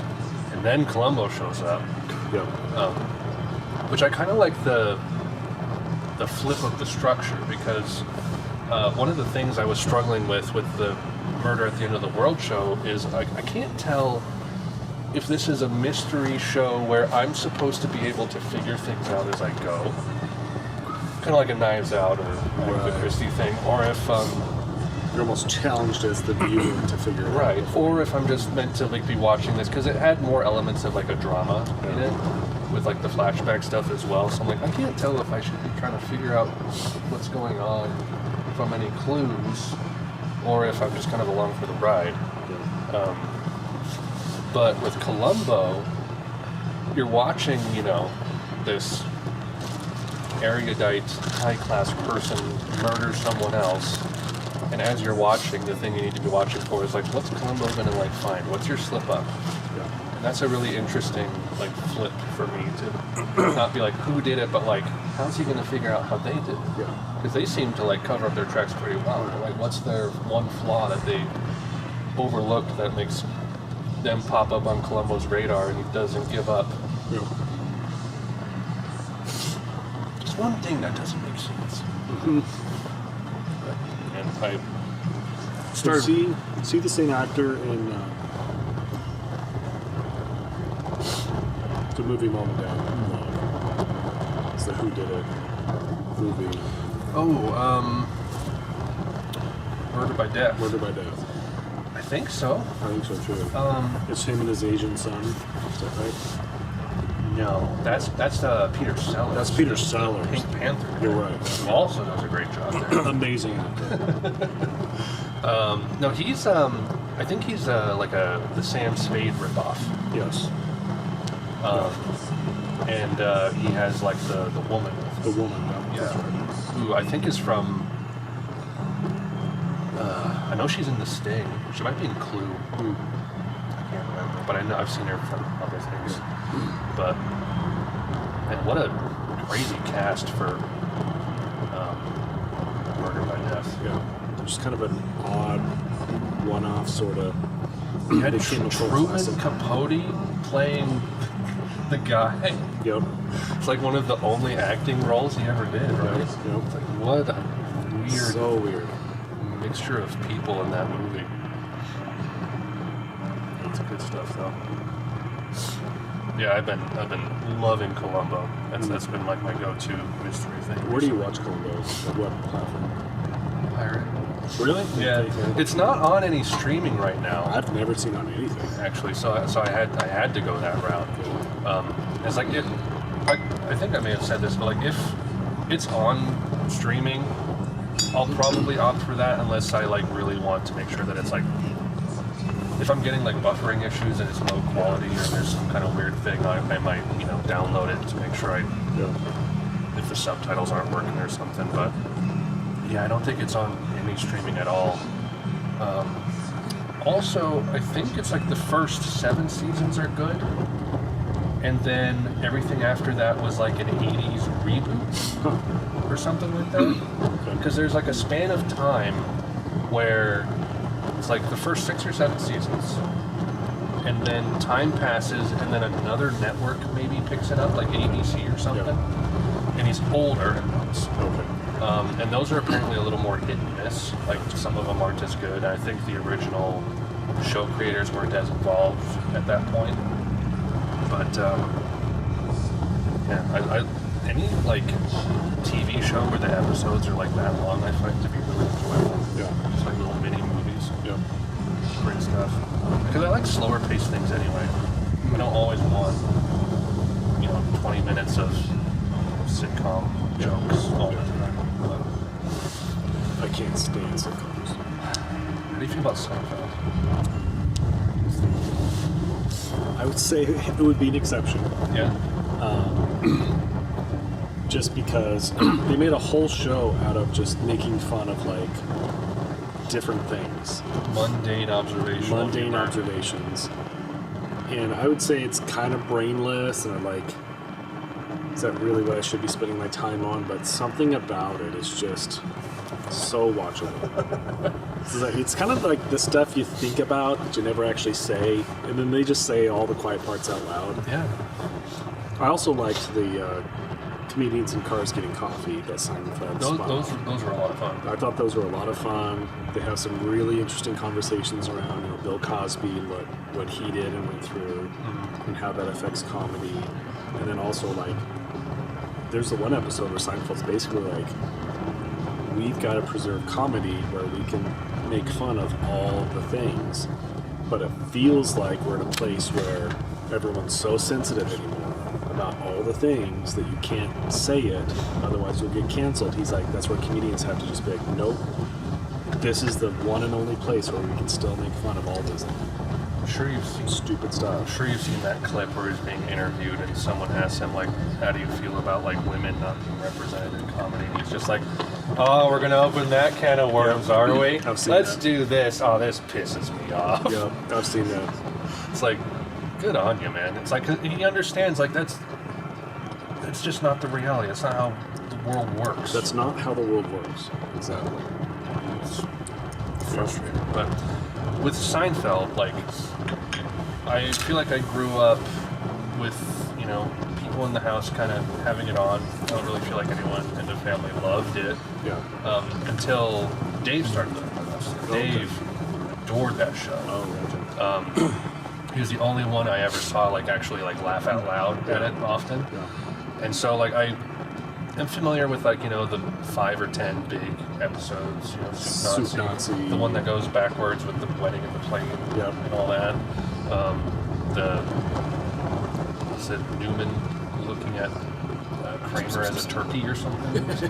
It's like, I can say all these things and you know exactly what I'm talking about. But, like, I never grew up with it enough to, like, form an opinion about it. So now as an adult, I'm kind of at a weird crossroads because, like, I think Seinfeld is funny. I like his stand-up. Yeah. When it comes to the show, it's so subtle. And I don't really, like, laugh out loud at it, but I don't dislike it. Yeah. And I'm really struggling to, like, figure out how I feel about it because it's such a unique thing. I can't relate to, like, any of the New York stuff. I don't know. I started watching it probably like a decade ago when it first came onto Netflix. Yeah. And I watched, like, the first several episodes of the first season, which were fine. But I never really went back, and I've just been thinking about it again recently. It's like, I don't hate it. I don't know if I like it. Interesting too how each actor basically just flopped after the show ended. Like Kramer in particular tried to do stand-up and just got booed off the stage, which is kind of sad actually. And then he had his whole N-word situation that happened. Yeah. And then Michael Richards, Yes. But I mean, they were making $1 million an episode there towards the end. Yeah. It was that liked and that. Yeah. And he turned it down because he wanted to be done. He like thought that they did everything they could, I guess. Yeah. Which is what Rowan Atkinson feels like with Mr. Bean. Okay. It was like 8 episodes of the show. The show was not long. It was really short. And then the 2 movies. Yeah. And then he's like, I think I've done about as much as I can do with him. Like, don't expect him to come back. Yeah. It's like we did all of the physical humor without talking we could think of, so we're done. Which I respect. There's so many sitcoms that just run themselves into the ground and no one likes them anymore. Did you ever get into Night Court? No. So that was a thing. Dad watched that though. Every night, it was after the news, so it was 10 o'clock? I don't know. It always come on at like 10 o'clock.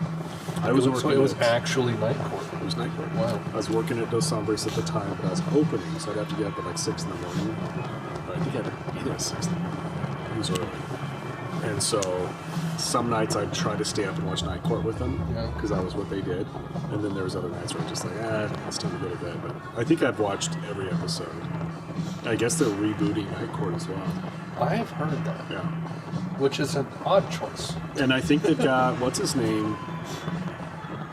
Public Defender, what was his name? He's been in different movies. He's had gray hair forever. You could almost see it in like the credits of like all the different actors. Public Defender. See the Public Defender? Shoot, what's his name? Riley, who's in the new Night Court? I don't know. I think he's back again. IMDb, go! But I wouldn't say it was a sitcom. It's more just like late night, you know. Well, it's like I'd put Seinfeld in like a similar category as something like Cheers and Frasier. Yes, I would totally put it in that same category. Which obviously Frasier is a spin-off of Cheers, but like It's not a family show where the husband's a doofus, and it's so not like it's so subtle. Yeah. It's not laugh out loud. no.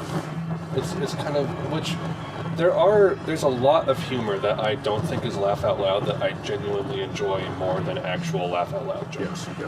Which is I don't think a lot of people You chuckle to yourself while watching. Yes, and it's like I like just the atmosphere of the lightheartedness, you know.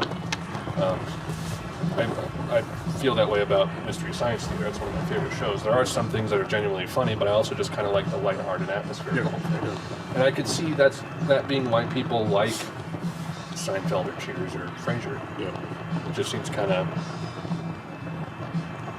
I don't know, not in your face, I guess. Yeah. Subtle sitcoms. Now we live in the era of, well, it's done now, but Big Bang Theory and Parks and Rec. there's so many like I never got into any of those. one-off sitcoms that are happening all over the place, especially on streaming services, where it's like 1, maybe 2 seasons and then they're done because no one cares. And Haley and I tried a little challenge where it's like, okay, let's find shows that we think we're gonna hate and just like pick a random episode from the show. And so we did that with like Unbreakable Kimmy Schmidt on Netflix. We got 5 minutes in and I'm like, I want to kill myself. Yeah. I'm so miserable. This sucks. It's like everything is like, we've gotten away from like that multicam Seinfeld Friends sitcom setups, and everything is like shot, you know, with close cameras, and like everything looks all like well lit, glossy, and the writing sucks. Nothing is funny. It's just, I don't know. It's hard to find a good comedy show. It'd be a funny experiment, though, like, is there just like a random episode of a show you think will probably be crap? We did Just it see. once and we got burned, so we Yeah. didn't do it again. We're open to doing it again. It's like maybe 2 Broke Girls could be funny. I don't know. I've seen scenes on Instagram that have gone viral from that show, and it looks pretty funny. But the actual premise of the show, I find highly uninteresting. Zero interest in the premise of the show. Yeah. But are there some probably funny or interesting scenes? Like there's the one scene I saw where, you know, she's the waitress, of course, because she's a waitress. And there's 2 like hipsters, you know, sitting there, and the one guy's like, you know, hey, waitress, and so she comes over and starts snapping in his face. She's like, you know, that you find that annoying? And then she gets a little vulgar. She's like, that's the sound of like my vagina drying up. It's like, oh my gosh. And then she talks about the one guy, and she's like, and your hats, like, you know, where I come from, we wear hats like that to stay warm. You wear hats like that because you're like, drink IPAs or whatever. And then the guys are like, take their hats off because they're all embarrassed, because she totally nailed them, exactly who they were. That's kind of funny, you know. But again, the general premise of the show, it's like, I feel like I would be embarrassed to tell people that I watch this show. Like, it's just a ginormous waste of my time. There's nothing intellectual about it at all. There's no redeeming anything. But at the same time, I enjoyed Night Court and Seinfeld. And again, what redeeming qualities came out of either of those shows? Probably nothing. No, but it's not like cringy. It's not cringy. No. And sometimes it's okay just to be entertained a little bit. But I always have a check in myself of, even with what I read, it's like, you can't always be reading like War and Peace or Anna Karenina, right? And there's elites out there like, oh, I only read like blah blah blah. It's like, all right, sometimes you just need to like read something that's just really enjoyable too, or funny, or quirky, or whatever, and that's okay too. It is again. We have an open chair. You can join us. He could pretty much just jump out right there. Yeah. He's super there. So I think there's that balance of, I've committed for probably the last 5 years to try to read 1, if not 2 books a month, which is a big... Have you been successful? Yeah, I've been pretty successful, which means I can't always pick 17-hour books. Right. So oftentimes it'll be a 4 to 5 hour book that I get done in a week. And then Frankenstein, which took me a month and a half or more. But then at the same time, it's like, yeah, maybe you just read something that's just kind of, just a novel, or just something short and kind of interesting. And then at the same time, I want to read through a bunch of the classics that I never read in school. You know, looking back at my education, I mean, mom and dad did the best that they could, but like, as a homeschool kid from 7th grade on, I did not read 1 book for school. Yeah. You know, mom and dad did their best, but there wasn't any like super great curriculum back then. Right. And I never, so from then on, I did not write 1 book report and did not read any books until I discovered Stephen King and kind of read those secretly on my own. I mean, I don't think it was a huge secret. Mom read all the books too, so it's like if she would have found the books, I don't think I would have gotten in trouble. And that sparked my love and interest for reading again. But yeah, having said all of that, it's like, I don't think you always have to read like really like complex books on like economics and politics and all that. And I enjoy those too. Like I'll read, you know, I reread Thomas Sowell's book on basic economics, which is that thick. I read that every couple of years. And sometimes I'll just read chapters. Like if there's a bill in the Colorado House on rent control, I'll go back and read his chapter on rent control because it's so well written. Why rent control is garbage. Anytime the government tries to, like, you know, manipulate a part of the economy is always a bad idea, but sometimes I need to be reminded why it's such a bad idea. But you can't just read economics books. Well, I mean, you could. I think there's a balance there, too. In some ways, I kind of understand people's snobbery sometimes, because there's a lot of crap out there. Oh, so much crap. But yes, I think there is value to that highbrow stuff, whether it's not only books, but movies, TV shows, music. You know, there's complex stuff that pushes your boundaries in all kinds of art. But there's also a ton of enjoyable stuff just kind of in the middle of the road that no one talks about anyway, and you kind of have to seek out on your own. Like, for me, the past couple of years, I've been, sort of for no particular reason, like kind of picking certain actors where I want to watch their notable movies. So I did that with Dustin Hoffman. And then I did that with Michael Caine. I need to go back and pick up the Dustin Hoffman ones I left off, but Graduate. love Graduate. But there's other movies of his, like I hadn't seen Tootsie Oh, yeah. and that's fun. But there's also ones like it's what called like Little Old Man or something. Yep. And Outbreak. oh yeah, Outbreak from the 90s. Yeah. There's one that I'm forgetting. But the one with the cowboy. What was that one called? Midnight Cowboy. Midnight Cowboy. Love Midnight Cowboy. John Voight. John Boy. Man. But while going through that, I watched Straw Dogs. You know what Straw Dogs is? Nope. Directed by Sam Peckinpah, who did The Wild Bunch, Western movie.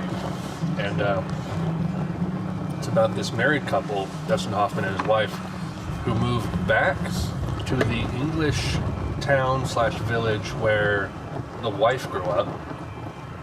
And he's there, I think he's a writer or something, or a professor. Okay. And he's trying to kind of get established and has like charts written out on chalkboard. But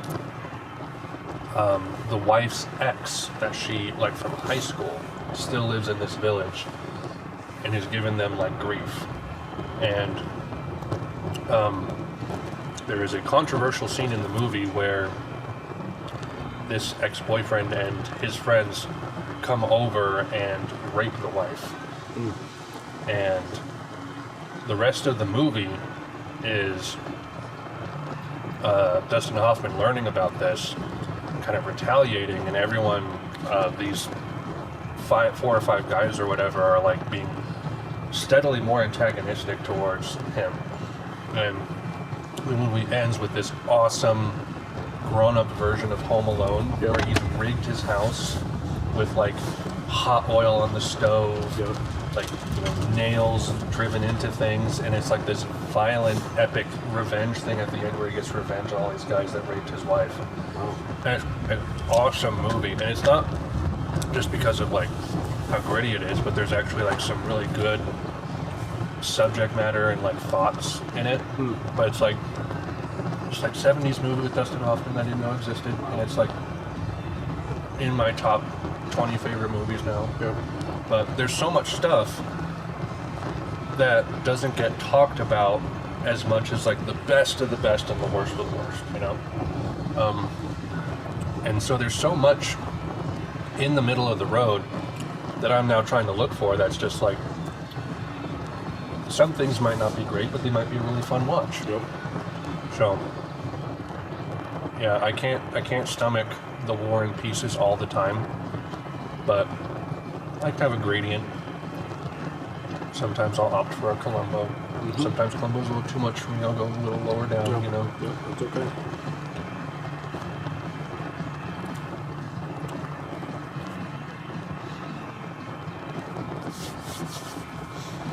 What is it? 3.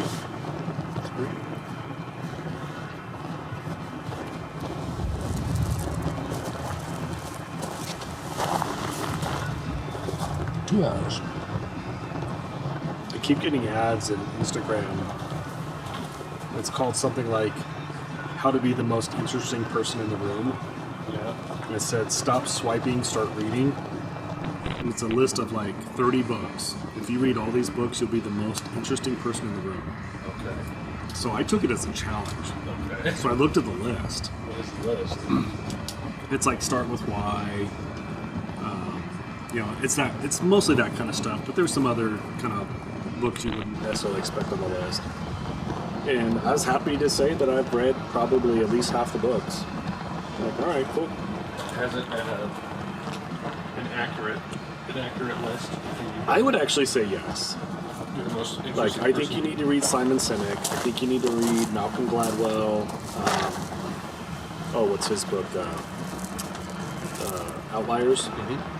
I think that's just, everyone should read that book, regardless of whether you own a business or not. Still haven't gotten to it yet. I want to. It's really good. Quick read on Audible, quick listen.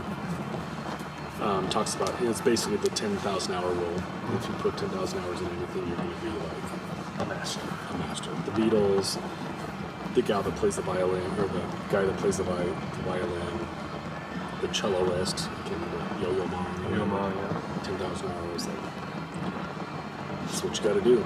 And Well, it's also like the Did you watch that Tommy Emmanuel video I sent of him playing? I haven't watched it yet, no.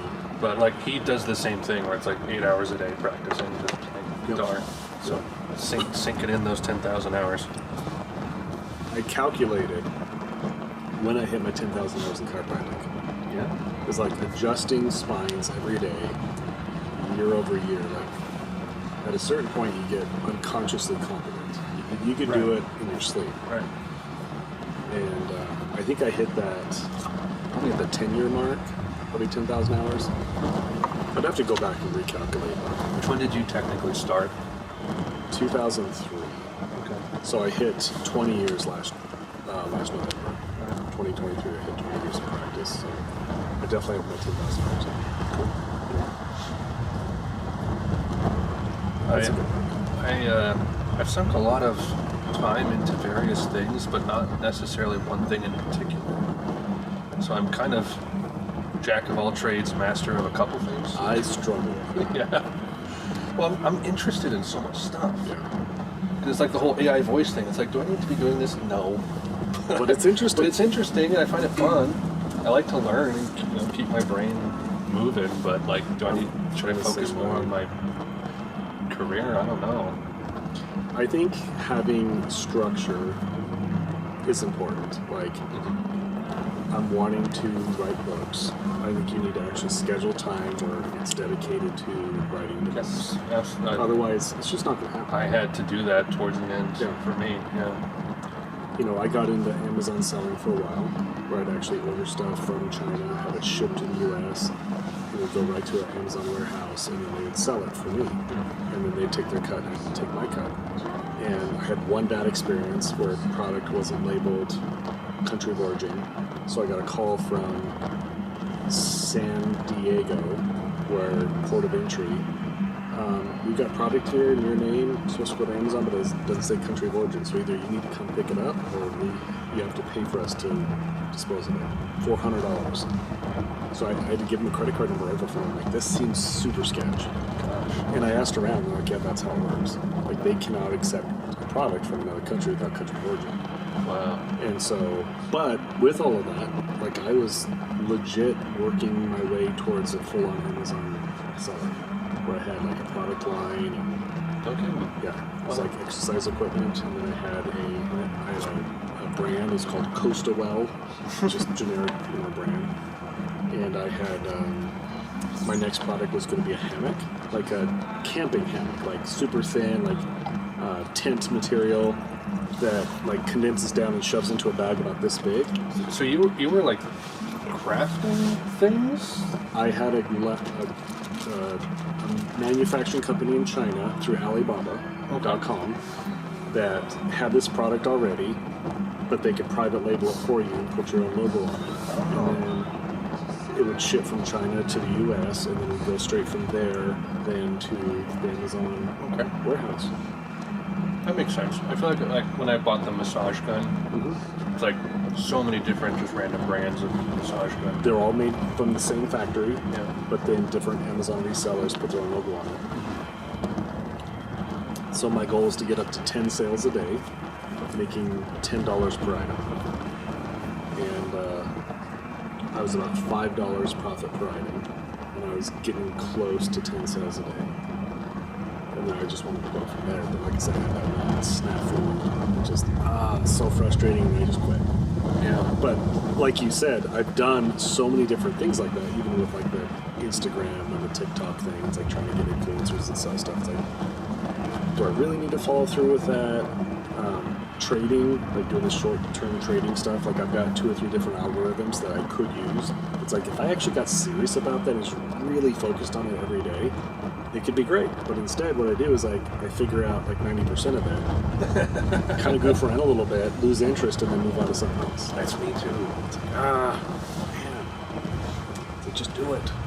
Like unless I realize that it's a certain like amount of time that I'll need to like get competent at it, I'll duck out like before that hump of becoming, proficient. Because it's a slog there towards the end, where you're mostly proficient, but there's still some technicalities you've got to work out, and The then just unpleasant stuff. the unpleasant stuff. and I don't. If it doesn't like scratch an itch, I just kind of move on. Yeah. It's like I'm intrigued from the outside, so I start to learn it. Right. And if it doesn't keep me the whole time, I just move on. It's kind of how like I was with chess. Like I got up to like my point of comfortable learning. And it was like the only way to improve now is just to play a bunch of games. I'm like, okay, well I guess I'm done learning. I don't have time to sit around and play chess all the time, so I'm done. That's what that was. But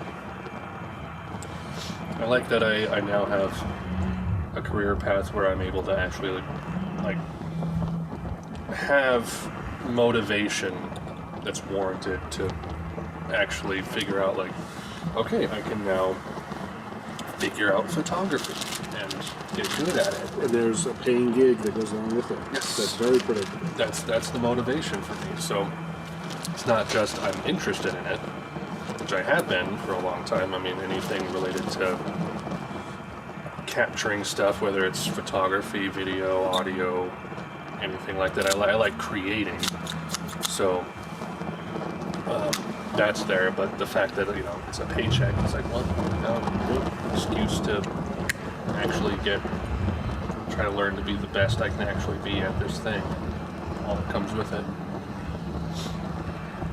So on another note, I picked these up from Rams. They seem pretty dry. I don't know if you noticed that. Yes. My wrapper was peeling off. I was just lighting it. It's like I was gonna say something, but I didn't want to offend. But I was like, it's a little not like what I experienced before. And usually I buy them a few days in advance and put them in the humidor, and then they're perfect. But this was just, I literally grabbed them an hour before we got together.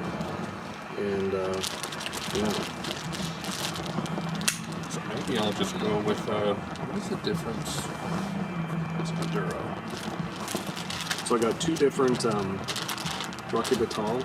You got the normal edge, which is the tan wrapper. And then the other is not a Maduro wrapper. I don't know that we've tried those yet. The blue little foil on it. Nicaraguan. Yeah. I'll try that. The owner was working today when I went in. Lucas. Cool. Any more thoughts about opening up a shop? I think about it every day. Yeah. Any progress? No, I think what I'd actually like to do is take the cigar aficionado course. Okay. I think it'd be super interesting, if nothing else. Again, is it going to be a career path, or is it just going to be another like pet project? But anytime I learn something, I actually feel like I master it fairly well.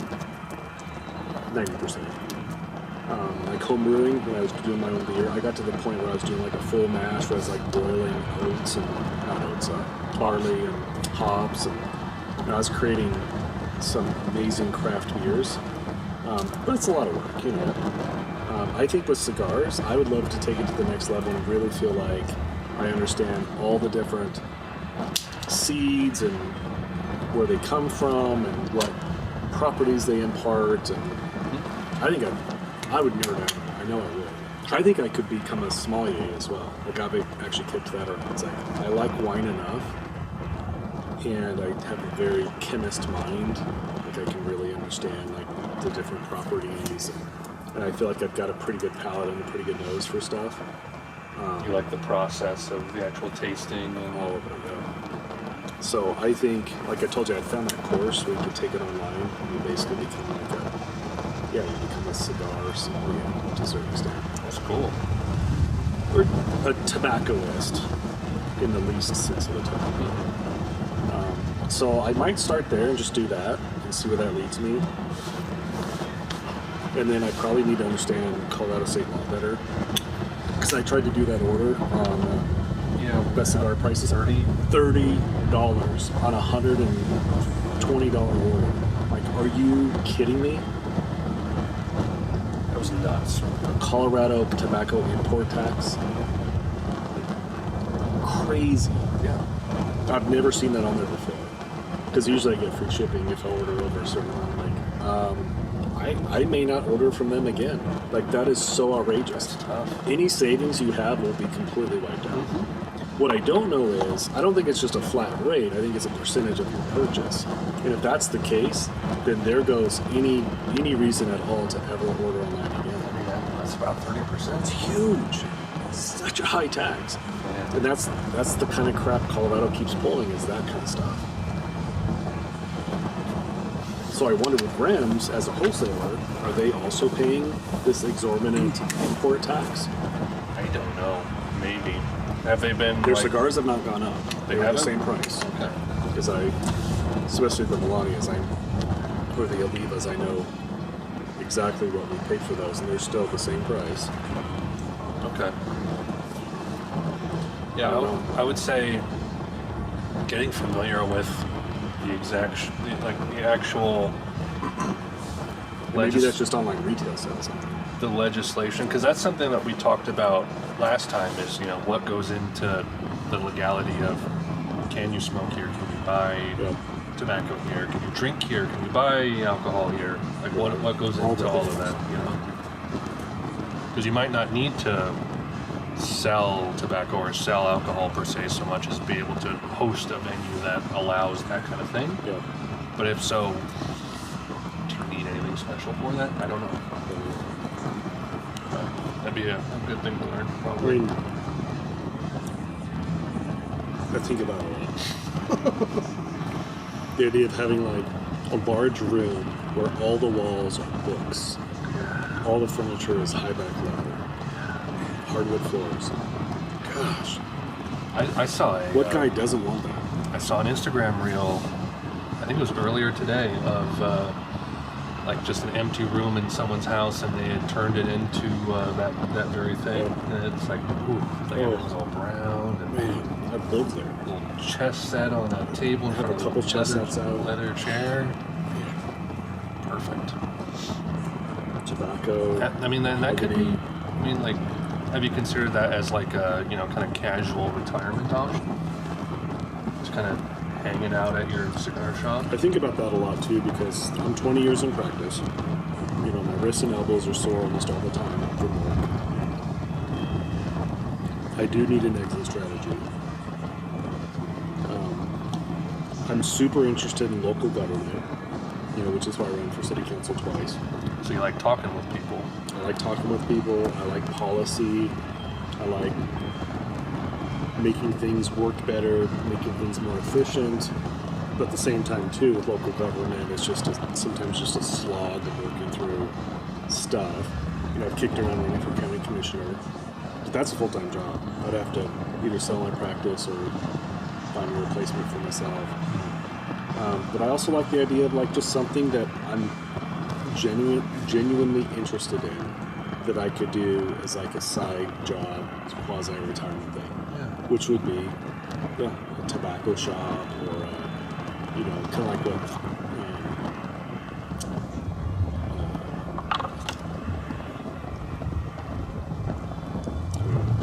Scotland Yard, is that his shop? I keep talking about we yet to go, but we need to just go sometime. Just go meet there, get a cigar and a whiskey, and just take in the environment. And I still wonder if we could bring cameras in there. Do like a little episode in there. That would be cool. He'd probably be open to it. Neat. And just kind of talk about, that kind of stuff. But it's an interesting concept. He doesn't advertise at all. Seems like he kind of probably struggles, but it's a cool idea. Like you can go in there and get a whiskey and buy a cigar and have a great conversation.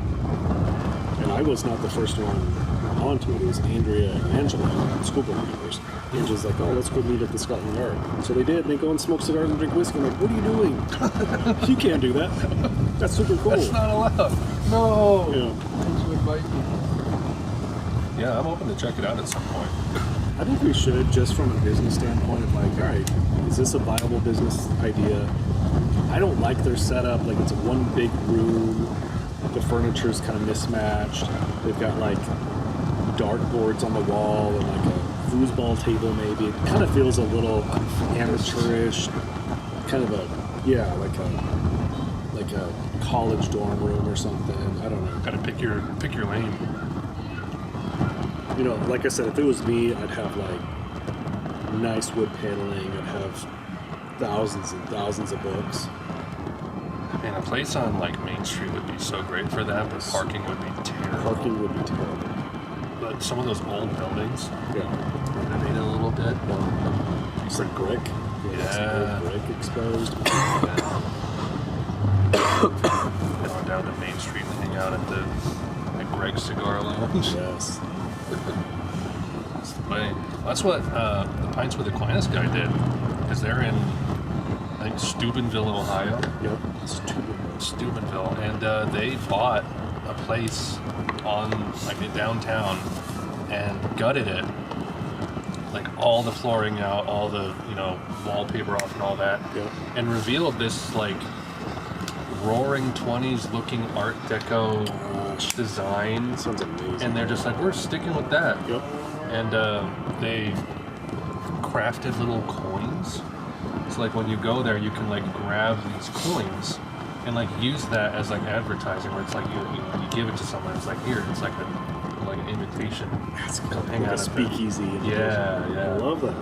It's like that's fantastic. I think there's a huge appetite for that. And I know the burger place in the Redlands, Riley, Handlebars. They have a speakeasy.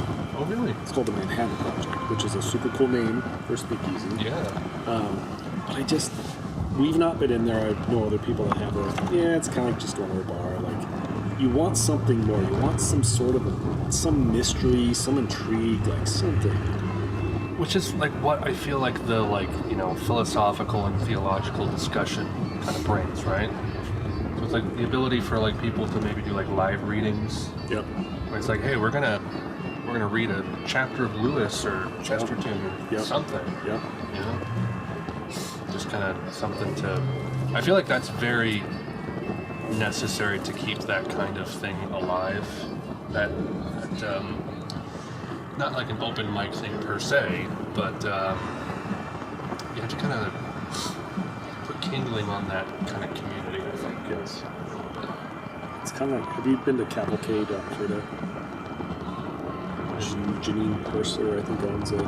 She's on the Frida's Kansas. So it's an open mic, so what they really want is musicians. They come out and just play your best song. Okay. Or maybe read some poetry or something, but it's like this open stage, open platform. I don't know if they serve drinks or coffee or what they do, but when I was taking guitar lessons with Amanda Blunt, she recommended, she's like, if you get to a point, she's like, I would encourage you to, or I would challenge you to go play a song at Cavalcade to get used to playing in front of people. That's kind of interesting. What if you had something like that, but there was cigars and whiskey, but people could still, let's do a reading portion out of Chesterton, or whatever, C.S. Lewis. So that'd be super cool. It doesn't even have to be that. It could be Mein Kampf. Yep. And you just be like, that was interesting. Yep, exactly. Yeah, just pour literature out onto people, Yep. Make it interesting. I did bring my Chesterton sampler. Did you? Yeah, I can read some if you want me to. That's good. I feel like my conversation muscle is not flexing very well today. I'm struggling to think of things to talk about, so.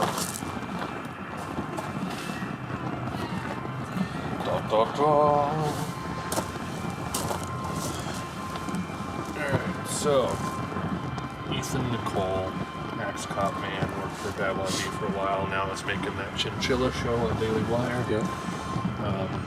Made 14 essays to get you hooked on Chesterton. That's awesome. Brief background on G.K. Chesterton.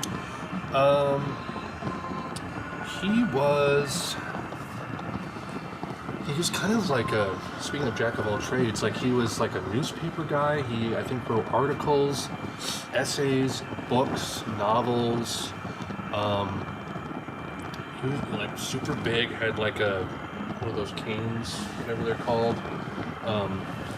And he was just a really enigmatic guy, Catholic guy, and just wrote a ton of stuff. He did the Father Brown mysteries. I don't know if you're familiar with those. Part of it.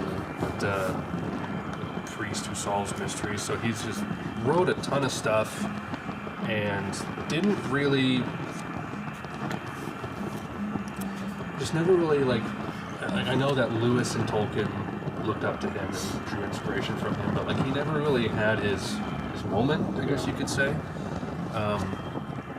But I've read a good handful of these essays, not all of them. But I will start with the first one, Tremendous Trifles, from 1909. So Ethan gives a little preface before each one, talking about why he likes it and whatnot. So I will start with Ethan's little foreword. So Tremendous Trifles. This is my favorite essay by Chesterton. It's got a beautiful simplicity to it, which makes me wish Chesterton wrote more fairy tales. This is the introduction to his essay collection, also titled Tremendous Trifles, and a great introduction for this book as well. This essay gets into possibly the biggest theme through Chesterton's work, and that is wonder. Chesterton is always coming back to man's need for wonder and his ugly habit of blinding himself to it, the importance of choosing to be small so that the world around you is big. The more you humble yourself, the more grand and glorious the world becomes, and even God is enlarged. I don't want to give away much more. The only context you need here is that this is the introduction to another book, so keep that in mind when he starts speaking of this book. He means the book Tremendous Trifles, which is a great book and you should definitely read it. So here it is. Once upon a time, there were two little boys who lived chiefly in the front garden because their villa was a model one. The front garden was about the same size as the dinner table. It consisted of 4 strips of gravel, a square of turf with some mysterious pieces of cork standing up in the middle, and 1 flower bed with a row of red daisies. One morning, while they were at play in these romantic grounds, a passing individual, probably the milkman, leaned over the railing and engaged them in philosophical conversation. The boys, whom we will call Paul and Peter, were at least sharply interested in his remarks, for the milkman, in parentheses, who was, I need say, a fairy, did in his duty that state of life by offering them in the regulation manner anything that they chose to ask for. And Paul closed with the offer with the business-like abruptness, explaining that he had long wished to be a giant, that he might stride across the continents and oceans and visit Niagara or the Himalayas in an afternoon dinner stroll. The milkman, producing a wand from his breast pocket, waved it in a hurried and perfunctory manner, and in an instant the model villa with its front garden was like a tiny doll's house at Paul's colossal feet. He went striding away with his head above the clouds to visit Niagara and the Himalayas. But when he came to the Himalayas, he found they were quite small and silly looking, like the little cork rockery in the garden. And when he found Niagara, it was no bigger than the tap turned on in the bathroom. He wandered around the world for several minutes, trying to find something really large, and finding everything small, until in sheer boredom he lay down on 4 or 5 prairies and fell asleep. Unfortunately, his head was just outside the hut of an intellectual backwoodsman who came out of it at that moment with an axe in one hand and a book of Neo-Catholic philosophy in the other. There's a footnote that says, honestly, I don't know what he means by Neo-Catholic philosophy. It could mean something to do with Vatican I in 1870. It could be a movement following the French Revolution. I assume he's being somewhat silly, and that what really matters is the guy reads from this book in the next sentence. Don't let it trip you up. Interesting. The man looked at the book, and then at the giant, then at the book again, and in the book it said, it can be maintained that the evil of pride consists in being out of proportion to the universe. So the backwoodsman put down his book, took his axe, and, working 8 hours a day for about a week, cut the giant's head off, and there was an end of him. Such is the severe yet salutary history of Paul, but Peter, oddly enough, made the exact opposite request. He said he had long wished to be a pygmy, about half an inch high, and of course he immediately became one. When the transformation was over, he found himself in the midst of an immense plain, covered with a tall green jungle, and above which at intervals rose strange trees, each with a head like the sun in symbolic pictures, with gigantic rays of silver and a huge heart of gold. Toward the middle of this prairie stood up a mountain of such romantic and impossible shape, yet of such stony height and dominance that it looked like some incident of the end of the world. And far away on the faint horizon he could see the line of another forest, taller and yet more mystical, of a terrible crimson color, like a forest on fire forever. He set out on his adventures across that colored plain, and he has not yet come to the end of it.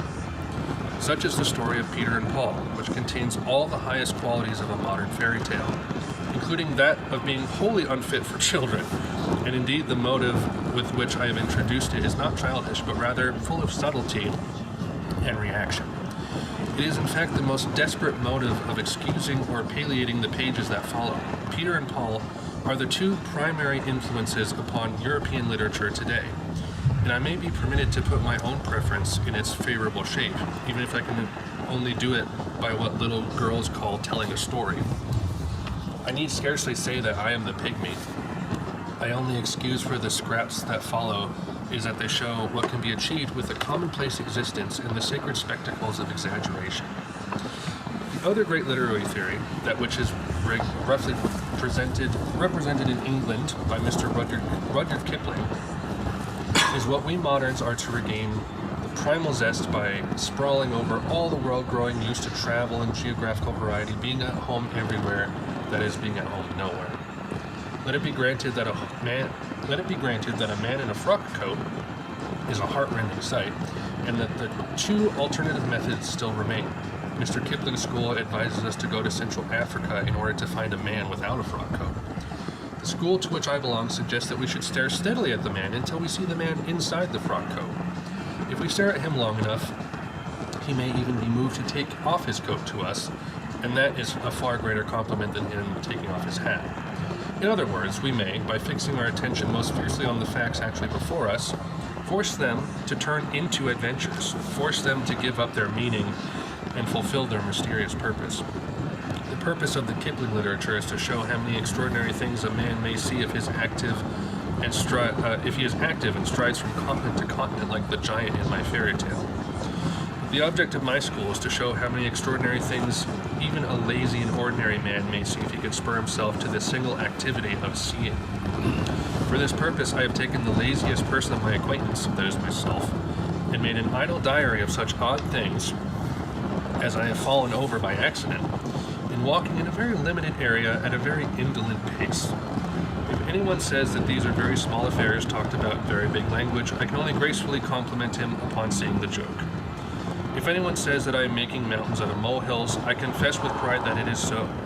I can imagine no more successful and productive form of manufacture than that of making mountains out of molehills. But I would add, this is not unimportant fact, that molehills are mountains. One has only to become a pygmy like Peter to discover that. I have my doubts about all this real value in mountaineering and getting to the top of everything and overlooking everything. Satan was the most celebrated of alpine guides when he took Jesus to the top of an exceeding high mountain and showed him all the kingdoms of the earth. But the joy of Satan in standing on a peak is not a joy in largeness, but a joy in beholding smallness, in the fact that all men look like insects at his feet. It is from the valley that things look large. It is not from the level that things look high. I am a child of the level, and I have no need of that celebrated alpine guide. I will lift my eyes up to the hills, from whence cometh my help, but I will not lift my carcass to the hills, unless it is absolutely necessary. Everything is an attitude of mind, and at this moment I am in a comfortable attitude. I will sit still, and let the marvels and adventures settle on me like flies. There are plenty of them, I assure you. The world will never starve for want of wonders, but only for want of wonder. Good stuff, man. That's good stuff. Yeah, I read that one several years ago, and I'm like, yeah, it's like very profound, and that's like kind of the ethos of a lot of his stuff. It's just like he would just go on walks and like stop and like look at flowers and just be like thoroughly entertained. And like honestly, super convicting to me, because it's so easy to get just lost into not only the minutia of being busy, but just your rhythms and your habits. And like, you know, maybe just take a walk. Yep. 5 minutes, 10 minutes. Yep. Look at the world. It's an amazing place. Totally agree. But thanks for listening. That's good. Yeah, I would not be opposed to us giving back to the passages per episode. Yeah, if anyone has anything they ever want to read, I'm open to it. Yeah. I don't care what it is.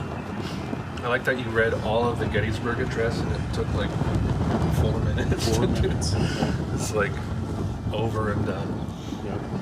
That's good stuff. Yeah, I think it was.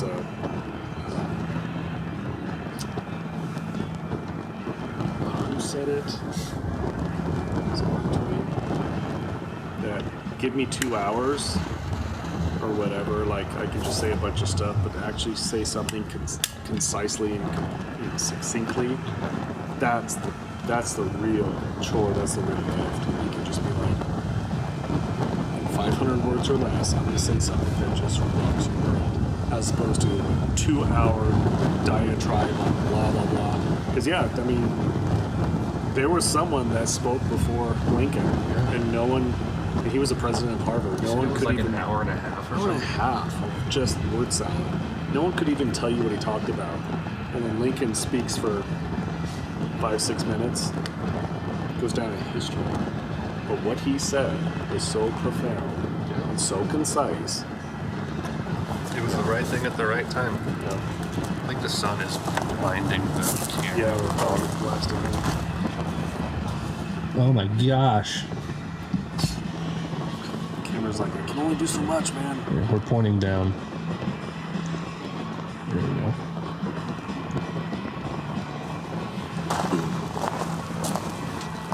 Oliver has his Pine Car Derby tomorrow. Oh, really? Yep. For Awana. For a while? They're doing it at the Cliff Christian Church. There's like 14 kids. Okay. Just like a super small one. And so Finley and Torm are coming here in a little bit to work on their cars as well. Over wanted to do a popcorn box. Okay. So basically just keep the whole car square, hot glue some popcorn at the end, and then draw like red stripes on it and put it on the popcorn so it's like a box of popcorn. I'm down with it. That sounds basic. So he's painted it white, and then I drew some lines on this one before I had to draw some red lines on it. That's cool. Yeah, so that's all. Owen would really get a kick out of that. I'd love to get them involved with Owen in some way. I mean, the program at Cliff Christian is like super chill. Like it's like 14 kids. Wow. It's like really low key.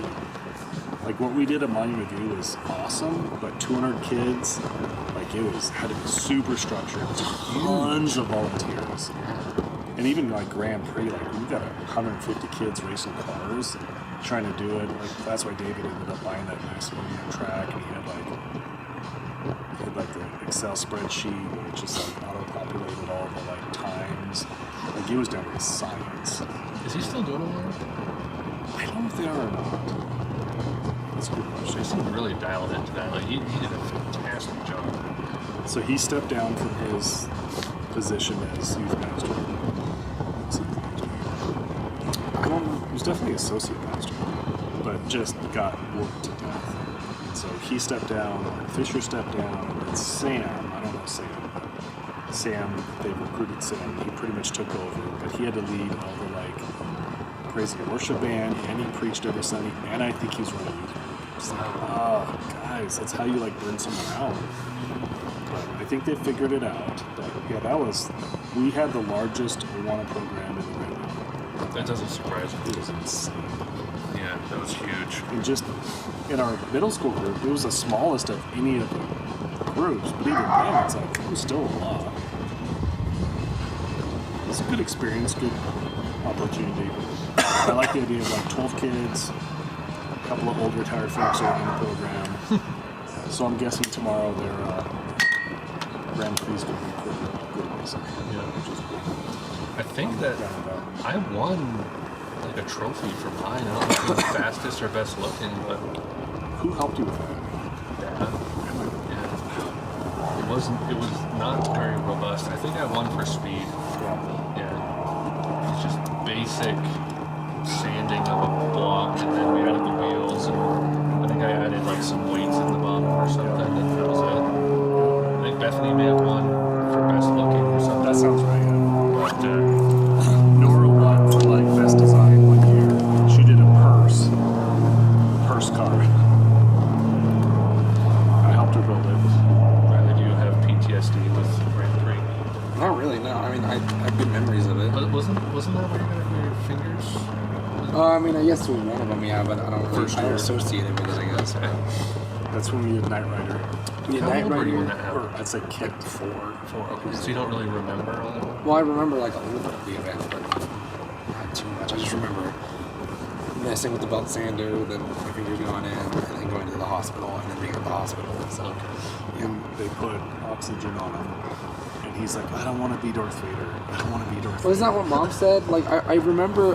Mom's trying to make it cool. Like, oh, Riley, it's like being Darth Vader. He's like, I don't want to be And Darth Vader. at the time, like, I think it was like I watched Revenge of the Sith. Yeah. And that freaking scene of Anakin turning into Darth Vader freaked me out. So Mom's like, no, you're like Darth Vader. And I'm like, Wrong. no! Mom's trying to help. It's like, no. I don't want to be Darth Vader. good. It's I'm scary. more nerdy than you. Like, it's scary. It's scary and creepy. And Yeah. I'm just trying to help. But it was really cool, you know. And like, are they like sensitive? Do they hurt anymore? No, it's just like, there's just no nail there. It's just skin. Okay. I mean, if you look at them, it's just like, the nails are pushed off to the sides. I have to clip them like every now and then. Okay. They But- took skin from his hip You have a scar. over there because it ground down to Yeah. the bone. Yeah. But yeah, I don't remember that much. I just remember the cars. So yeah, Knight Rider. I know there was. We did like this black and yellow car that was super cool. I really like that one. We did one that was like a shark. We did the shark one. The shark one was super cool. But yeah. But we ended up with like the Wylands and Ken Ward and his kids, and then the Lawtons. They all got super nerdy into it. Yeah. And they just destroyed us every year. Like I watched all the YouTube videos, read all the books on how to make your car fast. I don't know what they did, but they'd bring their car and it'd be like this felt, like laser cut box. I'm like, you guys are crazy. This is nuts. You did your 90%. You didn't do the last 10. Oh my gosh. Like, this is silly. This is like Pine Car Derby. It's dumb. But I think you and Nora won Yeah, we won separately Like, yeah, we won separately. for either design or speed. Yeah. They're towards the end. It just got ridiculous. That's right. Like, where do you put the weight distribution? I Like remember- 2/3 of the way up, right behind the rear axle. So much weight. Should it be 5 ounces or 4.7 ounces? Like that's what it came down to. I remember. So- I remember one car. I don't know if it won that year, but it was like it was a car. I don't know if they did much much to the actual like block of wood, but it was a hobble hole, and it was like actually a really cool one. It was like a little door, and then there's a bunch of moss and stuff on it. Like I don't know how they erased it, but it looked really good though. I just remember that. So, but yeah, Nick Nora's purse car. It was so tall I don't know if it that it went and like got stuck at the end on like the little sensor thing. So she didn't actually get through the finish line, but she won for design. So it's like, yeah, that's a trade-off. Yeah. Knight Rider one was super cool though. Do you still have that car? It's somewhere. I hope it's somewhere. I don't think it's a Knight Rider, but it's got to be somewhere. Like I was nerding out. I was like trying to figure out how can you get like LED lights that'll like do back and forth on kit. That'd be super cool. That would be cool. I grew up watching Knight Rider. It's my favorite show as a kid. And going back and watching them later actually doesn't suck. Really? But like 18, horrible, slow, dumb. It's like, what is this I've shit? never seen a second of either one. But Knight Rider, Knight Rider's David pretty sick. Hasselhoff, Still cool. Airwolf. Sure. This amazing kick-ass helicopter that they like steal from the Russians or whatever and then hide it in like some rock tower in Utah. And, like, Yeah. super cool. Those episodes, they're still good. But like, yeah, 18 and some of that stuff, it's like, oh, this is horrible. Those Hogan's Heroes. Hogan's Heroes, The Fall Guy. It's also like G.I. Joe era, right? Yeah, oh yeah. I had friends that had the G.I. Joe action figures. I never got into it. Like, it's kind of weird. Aiden had a lot of G.I. Joe action figures that we played with. I was like, it's kind of Barbies. Just Physical guys. day. So, I know it's supposed to be Boar guys, but I never got into G.I. Joe. Or like, Skeletor and He-Man. Yeah. Oh yeah, Masters of the Universe. Master of the Universe. I never got into that. So that's all my era. He-Man's cool. The $6 Million Man, Lee Majors, who's also the Fall Guy. I loved that show as a kid. I was probably 4 years old. We lived in Colorado Springs. I would sit on the end of our coffee table, and I would kick my feet, and I'd hit the coffee table, and I would wait till Walter Cronkite was done with the evening news to watch $60 Million Man. And I told my mom about that years ago. She's like, "Oh yeah, you have these like weird shoes. They're like these like dressy shoes with like a hard heel." And I would kick the side of the coffee table. And it was like a cheap like laminate coffee table, so there's a ton of like dings in it for me kicking it. Because I just sit there and I just wait for Lee Majors to come on. Wow. Yeah. Like I remember sitting there like watching those episodes. This was before I was in kindergarten. Is that crazy? It's nuts. What a time capsule.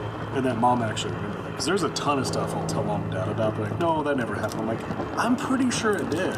It just wasn't important to you at the time because Right. you were An adult and I was a kid. and they were adults when they were like struggling to get by and life was hard. And so they're not remembering like the little things your kids go through. Right. Are you still going? Where are you? That's a different plane. Yeah, it's a different one, yeah. Interesting. Didn't even see it.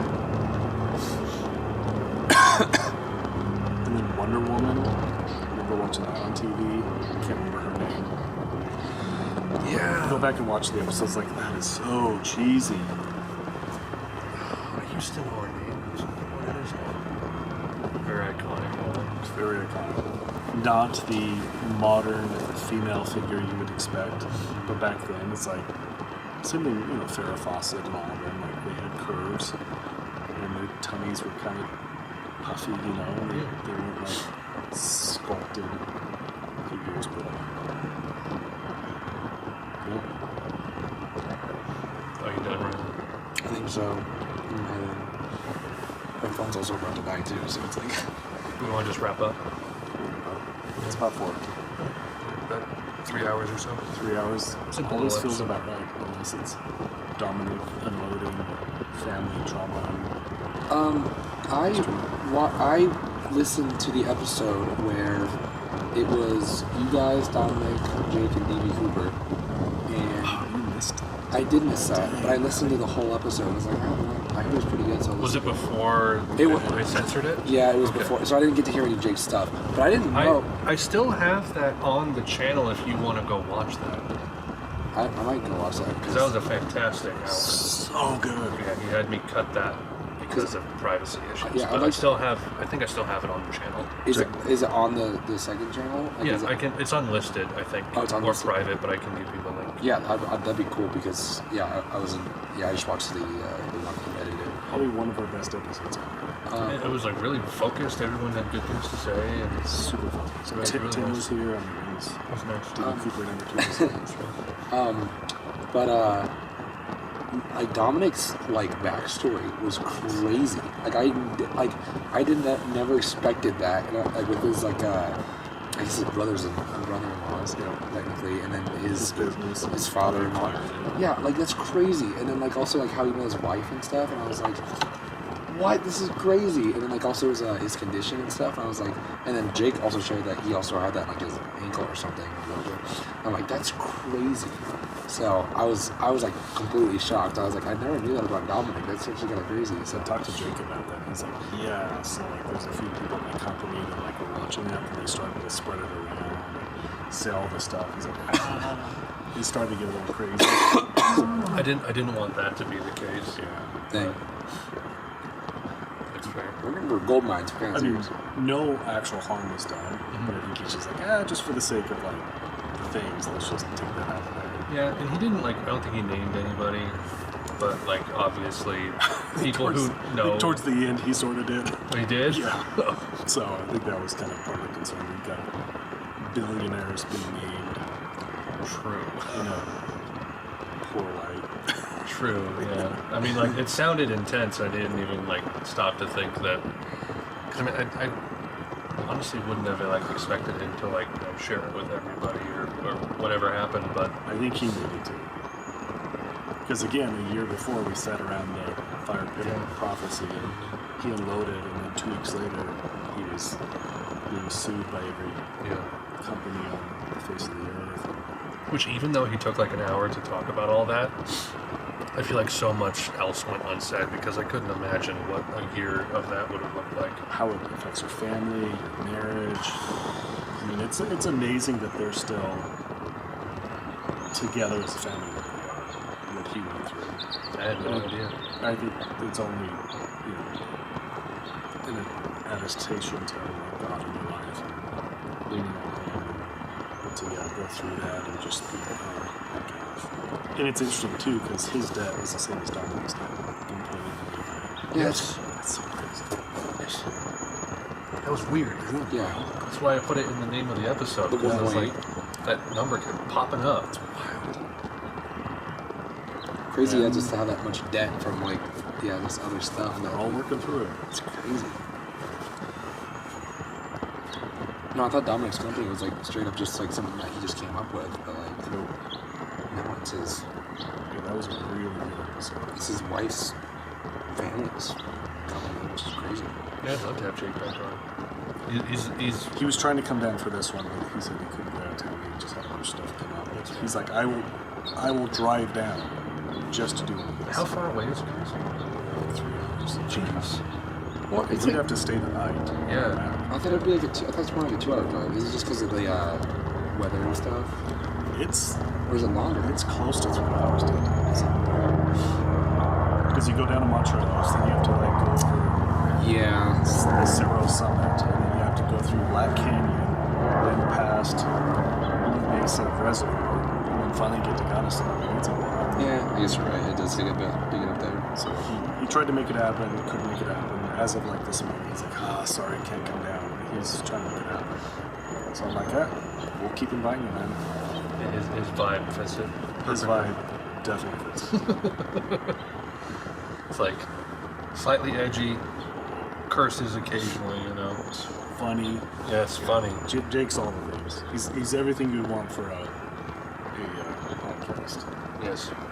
If you're watching, Jake, we want you back We desperately. want you back, buddy. Yeah, and then having some of the off-camera personalities have definitely led some interesting commentaries. And the on-camera personalities. Yes, true. My gosh. How long did that episode go with Gene? It was like 4 hours? Yeah. Oh my gosh. Waiting for Dominic to show up. It's just one of those social circumstances, you know? So back to your original comment, like early on in this episode, you mentioned something about talking to liberals and trying to figure them out. I wonder if at some point if we should invite someone on that's like a common sense classic liberal, Yeah. just to get their perspective, like not combative, but just more of just a conversation. You know? Do you know anyone? While you were talking, I was thinking about that, and I don't have someone instantly, off the top of my head, but it would be interesting. I was actually for stuff, so. I mean, if someone that just is spouting like woke, like slogans and stuff, like I'd be interested in that. Yeah, I would want you to like try to think about it, look at it, and wonder what it might be. I mean, I have so few friends anyway that everyone that I do know is very much in the same camp I am with a lot of things, so I don't really have anybody. And if I do, they're not good conversationalists. Yeah. They wouldn't like this kind of venue. It would have to be someone that's interested in having a conversation. They're not going to get triggered by questions or thoughts. If anything, they'll just kind of keep it kind of light. Because, I mean, our conversations, sometimes they get kind of deep. But we don't need to have an out-and-out debate on our podcast either. So. Which might be interesting. I felt like we were kind of bordering that with Gene a little bit. Because, like, he would have his 30-minute spiels, and then I would be like, I'm going to, like, push back on you on that. And be like, what do you think about that? Yeah. And then 30-minute spiel. And, like, I guess I got an answer. I don't know. Have you watched that recent Ben Shapiro Destiny debate on Lex Friedman's channel? I have. Watched the whole thing? Watched it. I've seen some few clips of it. I started it the other day. I watched a few clips. The clips today. are definitely the high points. Yeah, I watched the one about the body count. I've been watching the one about the insurrection thing. Yeah. But it's so nice to see people like just actually like enjoy being in the same room That's how it should and be. talking about things that they wildly disagree on. Yeah. It's And so not nice. be like, I'm so emotionally connected to this that if you say something against it, my whole world's gonna crumble. Which That's oh just- no. Who's that? Is that Leonard Cohen? Who's that? I don't know. Is that Mick Jagger? So, grandma on my mom's side Oh, okay. got a bunch of stuff from the thrift store that she works at, Purple? and Oh, Sting. she just brought them over. So Dang. She works at a thrift store, Mhm. so she has access to Okay. Kenny I Loggins. know. That's a vibe the right deep there. purple one was like the one I was like really looking at, but there's Oh, pretty cool. and the Who? I Okay, forgot. I don't know that album. I haven't listened so much. This one's super cool. This is one of like the big Crosby, Stills and Nash albums, I think. yeah, that's Where's not your even- track listing? It's super weird. She was showing me this one. Yeah, this has Our House on it. Yeah. Yeah, this is I think one of their like biggest albums. Oh gosh. Yeah. A Random Wings album. Good. Paul George McCartney. Harrison. Okay, I thought that was something else. But I was like, I need to show Alex this because he's like, Oh, that's George Harrison. Yeah. Bunch of random. I mean, this might be. Is this the one that has? Smoke on the Water.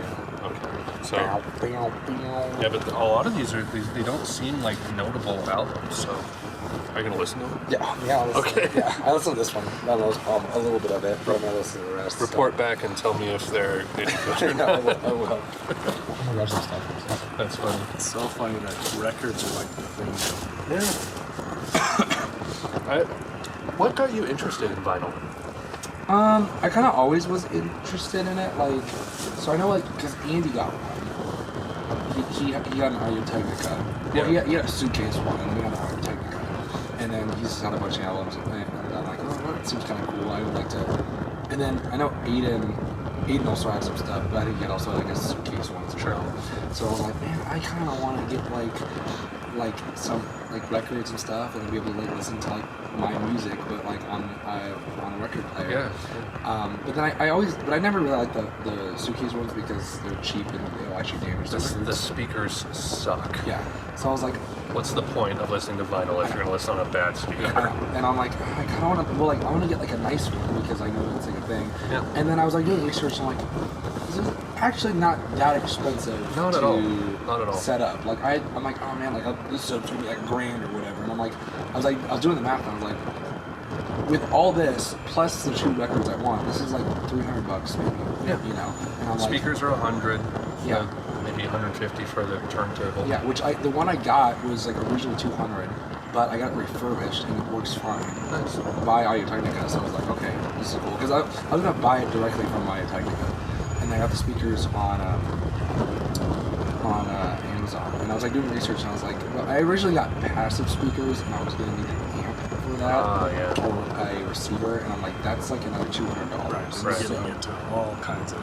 So I'm like, It's like the whole thing I was talking about with the microphones, right? So I'm like, I'm gonna put these puppy back. I'm gonna get some active speakers, which because the turntable I have already has a preamp, so Yeah, it works. yeah. So I was like, okay, and then I set it up, and it was like super easy to set up. So I was like, well, like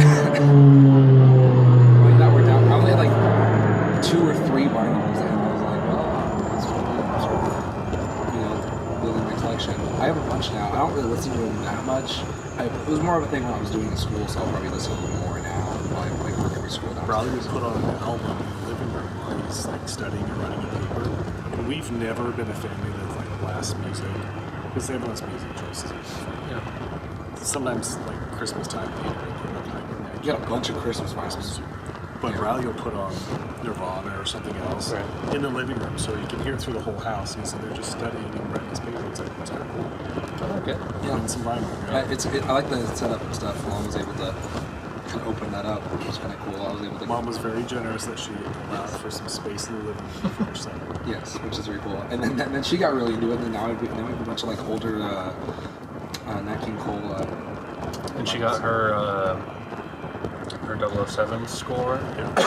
Yeah, I saw that one at Walmart. No Time to Die, Very, very cool. It's like this kind of like eggshell looking vinyl. It's got like this weird like. We thought it was like some sort of defect, but it was actually the design, like this weird like streak on it or whatever. But it's kind of cool. So I got a. I don't know if you ever watched Cyberpunk Edgerunners on Netflix. It's based off the game. Yeah. And I ordered a vinyl for it for the soundtrack of the show because it's a really good soundtrack. And I pre-ordered it, so I'm waiting for it to come in. It's supposed to like come in around January or so I'm still waiting. But yeah, And then you'll have like Blade Runner music pumping through the house. exactly. At By the way, Xbox and Chick-fil-A flights. You forgot last time. Oh, you still have them? Yeah, it's in the freezer for you too. The Xbox is in the freezer. Yes. Oh yeah, you gotta Keep it you fresh. gotta get the Xbox. I didn't wipe it, but I figure you could just turn it on and do a hard reset. Okay. You want me to just take it? Just got his new one. We have codes for it. Has its cords and everything. Cords, and I think. Riley, is there a controller or two for that old Xbox? I have the old controllers. They kind of Because we don't have any Xbox controllers at all. Yeah, so Would you mind finding a couple that are just old that we could just get? I'll find the ones that go with the Xbox. Well, thank you. Owen will be very happy about that. I'll tell you that much. It's I think a terabyte hard drive, which with the new Xbox is like with Oliver's new console. I wanted to play Burnout Revenge, which is an old game from 360. Great game. Crash a bunch of cars and get points. You inspired me to go. I went and looked through the PlayStation store to find like any cheap games that were on sale. There was Burnout Paradise, which I downloaded for $5, and it kind of sucks. It's an open world. It's not great. It's like I had no idea what I was doing. It just puts you in there, and it's like go to an intersection to do a race. I'm like, what am I doing? What am I doing? Yeah. I think it was a great idea that just didn't end up turning into. I did download Castle Crashers though on the PlayStation, and the kids have been eating that up. So great. Yeah. I don't know why Castle Crashers. Like the music, the characters. Haley and I have been playing it a little bit too. Yeah. Yeah, we've been having fun. It's good stuff. I love that game.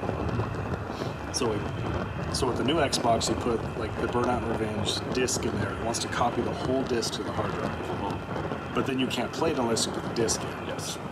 But like playability is great, and then we found out that you can run music through Spotify. So you turn on Spotify in the Xbox, so it's like the app on the Xbox. So Oliver puts his music on. He has a playlist, and then when you're in Burnout Revenge, it recognizes you've got other music playing. It'll play that music when you're driving Like through the radio thing. Great. That's cool. Yeah, I did that with one of the Grand Theft Autos. I think it was 5 that I played a little bit of on PC.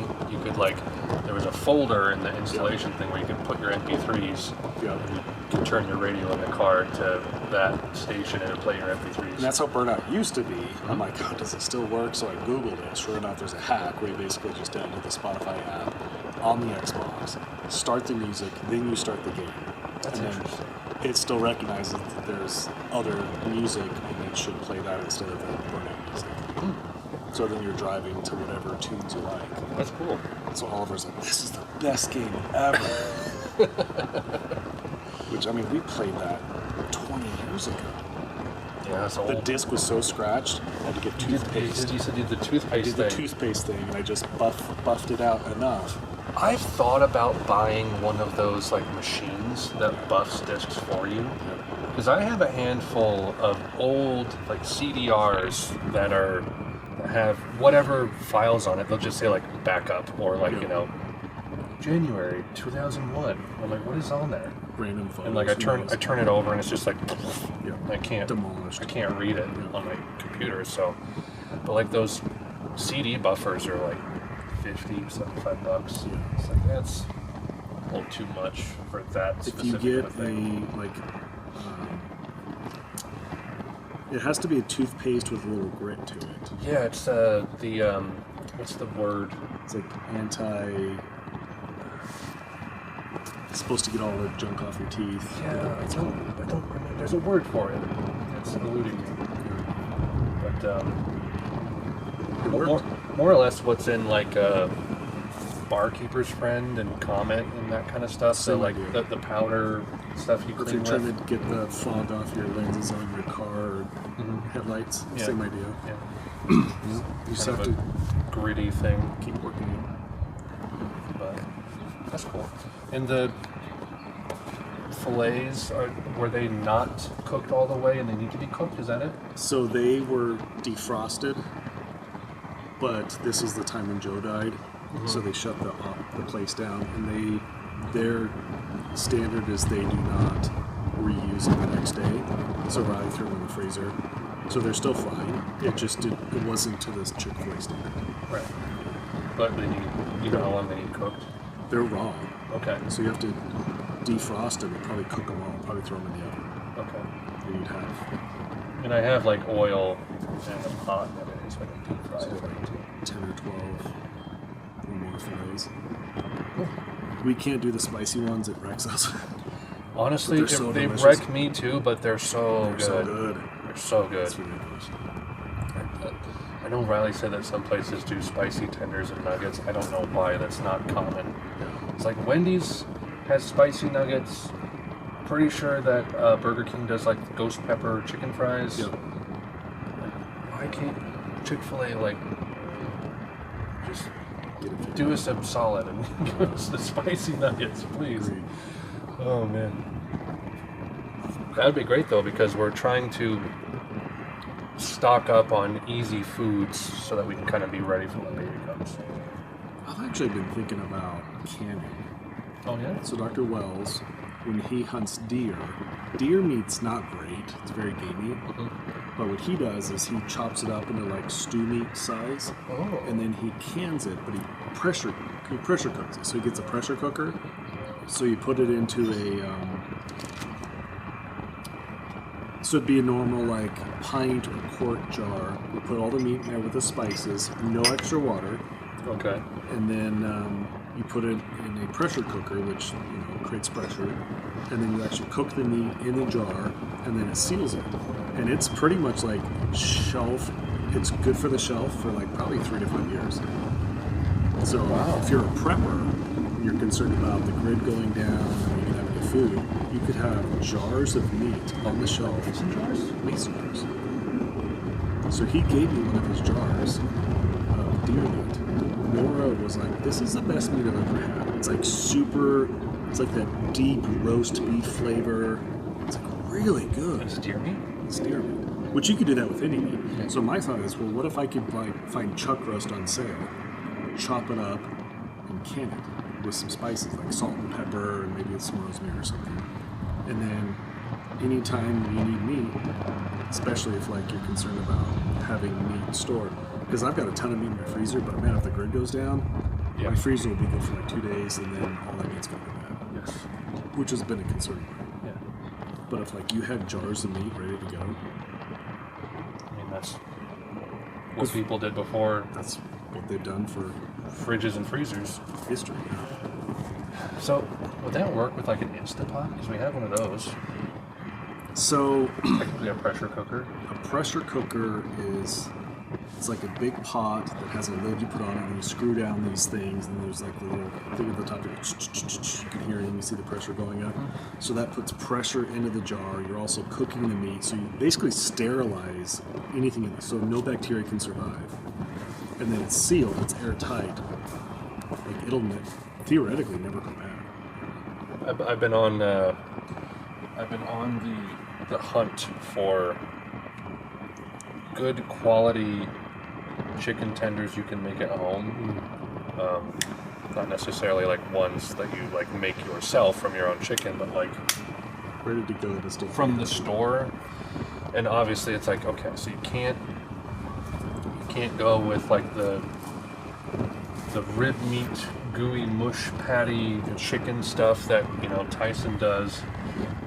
So it's like you have to find, it has to at least say white meat, preferably like breast, because then you know you're actually getting something good. Most of the problem that I've found with that, though, I've found like a few different brands in that area, but the breading sucks. Yeah. So there's one I found at City Market recently, which is raw chicken that has been breaded. So you cook it until the chicken is cooked, and it just happens to be breaded too. But the breading sucks. It's also like $10 for a bag of maybe 12 tenders. So that's not worth it. There's some gluten-free ones from Applegate or something. Apple something Farms. You know about that? And those are pretty good. They're a little dry, but the breading is a little crispy. The one that I like is from Sam's. It's a green bag. I don't remember what the name brand is. It's like Just Something, but they do breaded. It's already cooked, but it's like a breaded breast tender. Doesn't do great in the oven, but if you like fry it in oil, breading gets a little crispy, but it's at least good. Yeah. And we recently discovered that they started doing like nugget sizes of those, which I think are even better. And there was also one at Sam's that was like big, huge box, industrial size of chicken tenders that aren't cooked yet but have breading on them. Those are good, but they're big. And with big tenders, when you have, you know, your ratio of crispy breading to, you know, chicken, if there's too much chicken, it's not a pleasant Probably experience. soggy. Yes, gooey and just strange texture. So it's very hard to find a good quality tender at the store. I don't say that much. The kids don't mind with the nuggets, but like, you know, with The bigger pieces. the bigger pieces, but I care.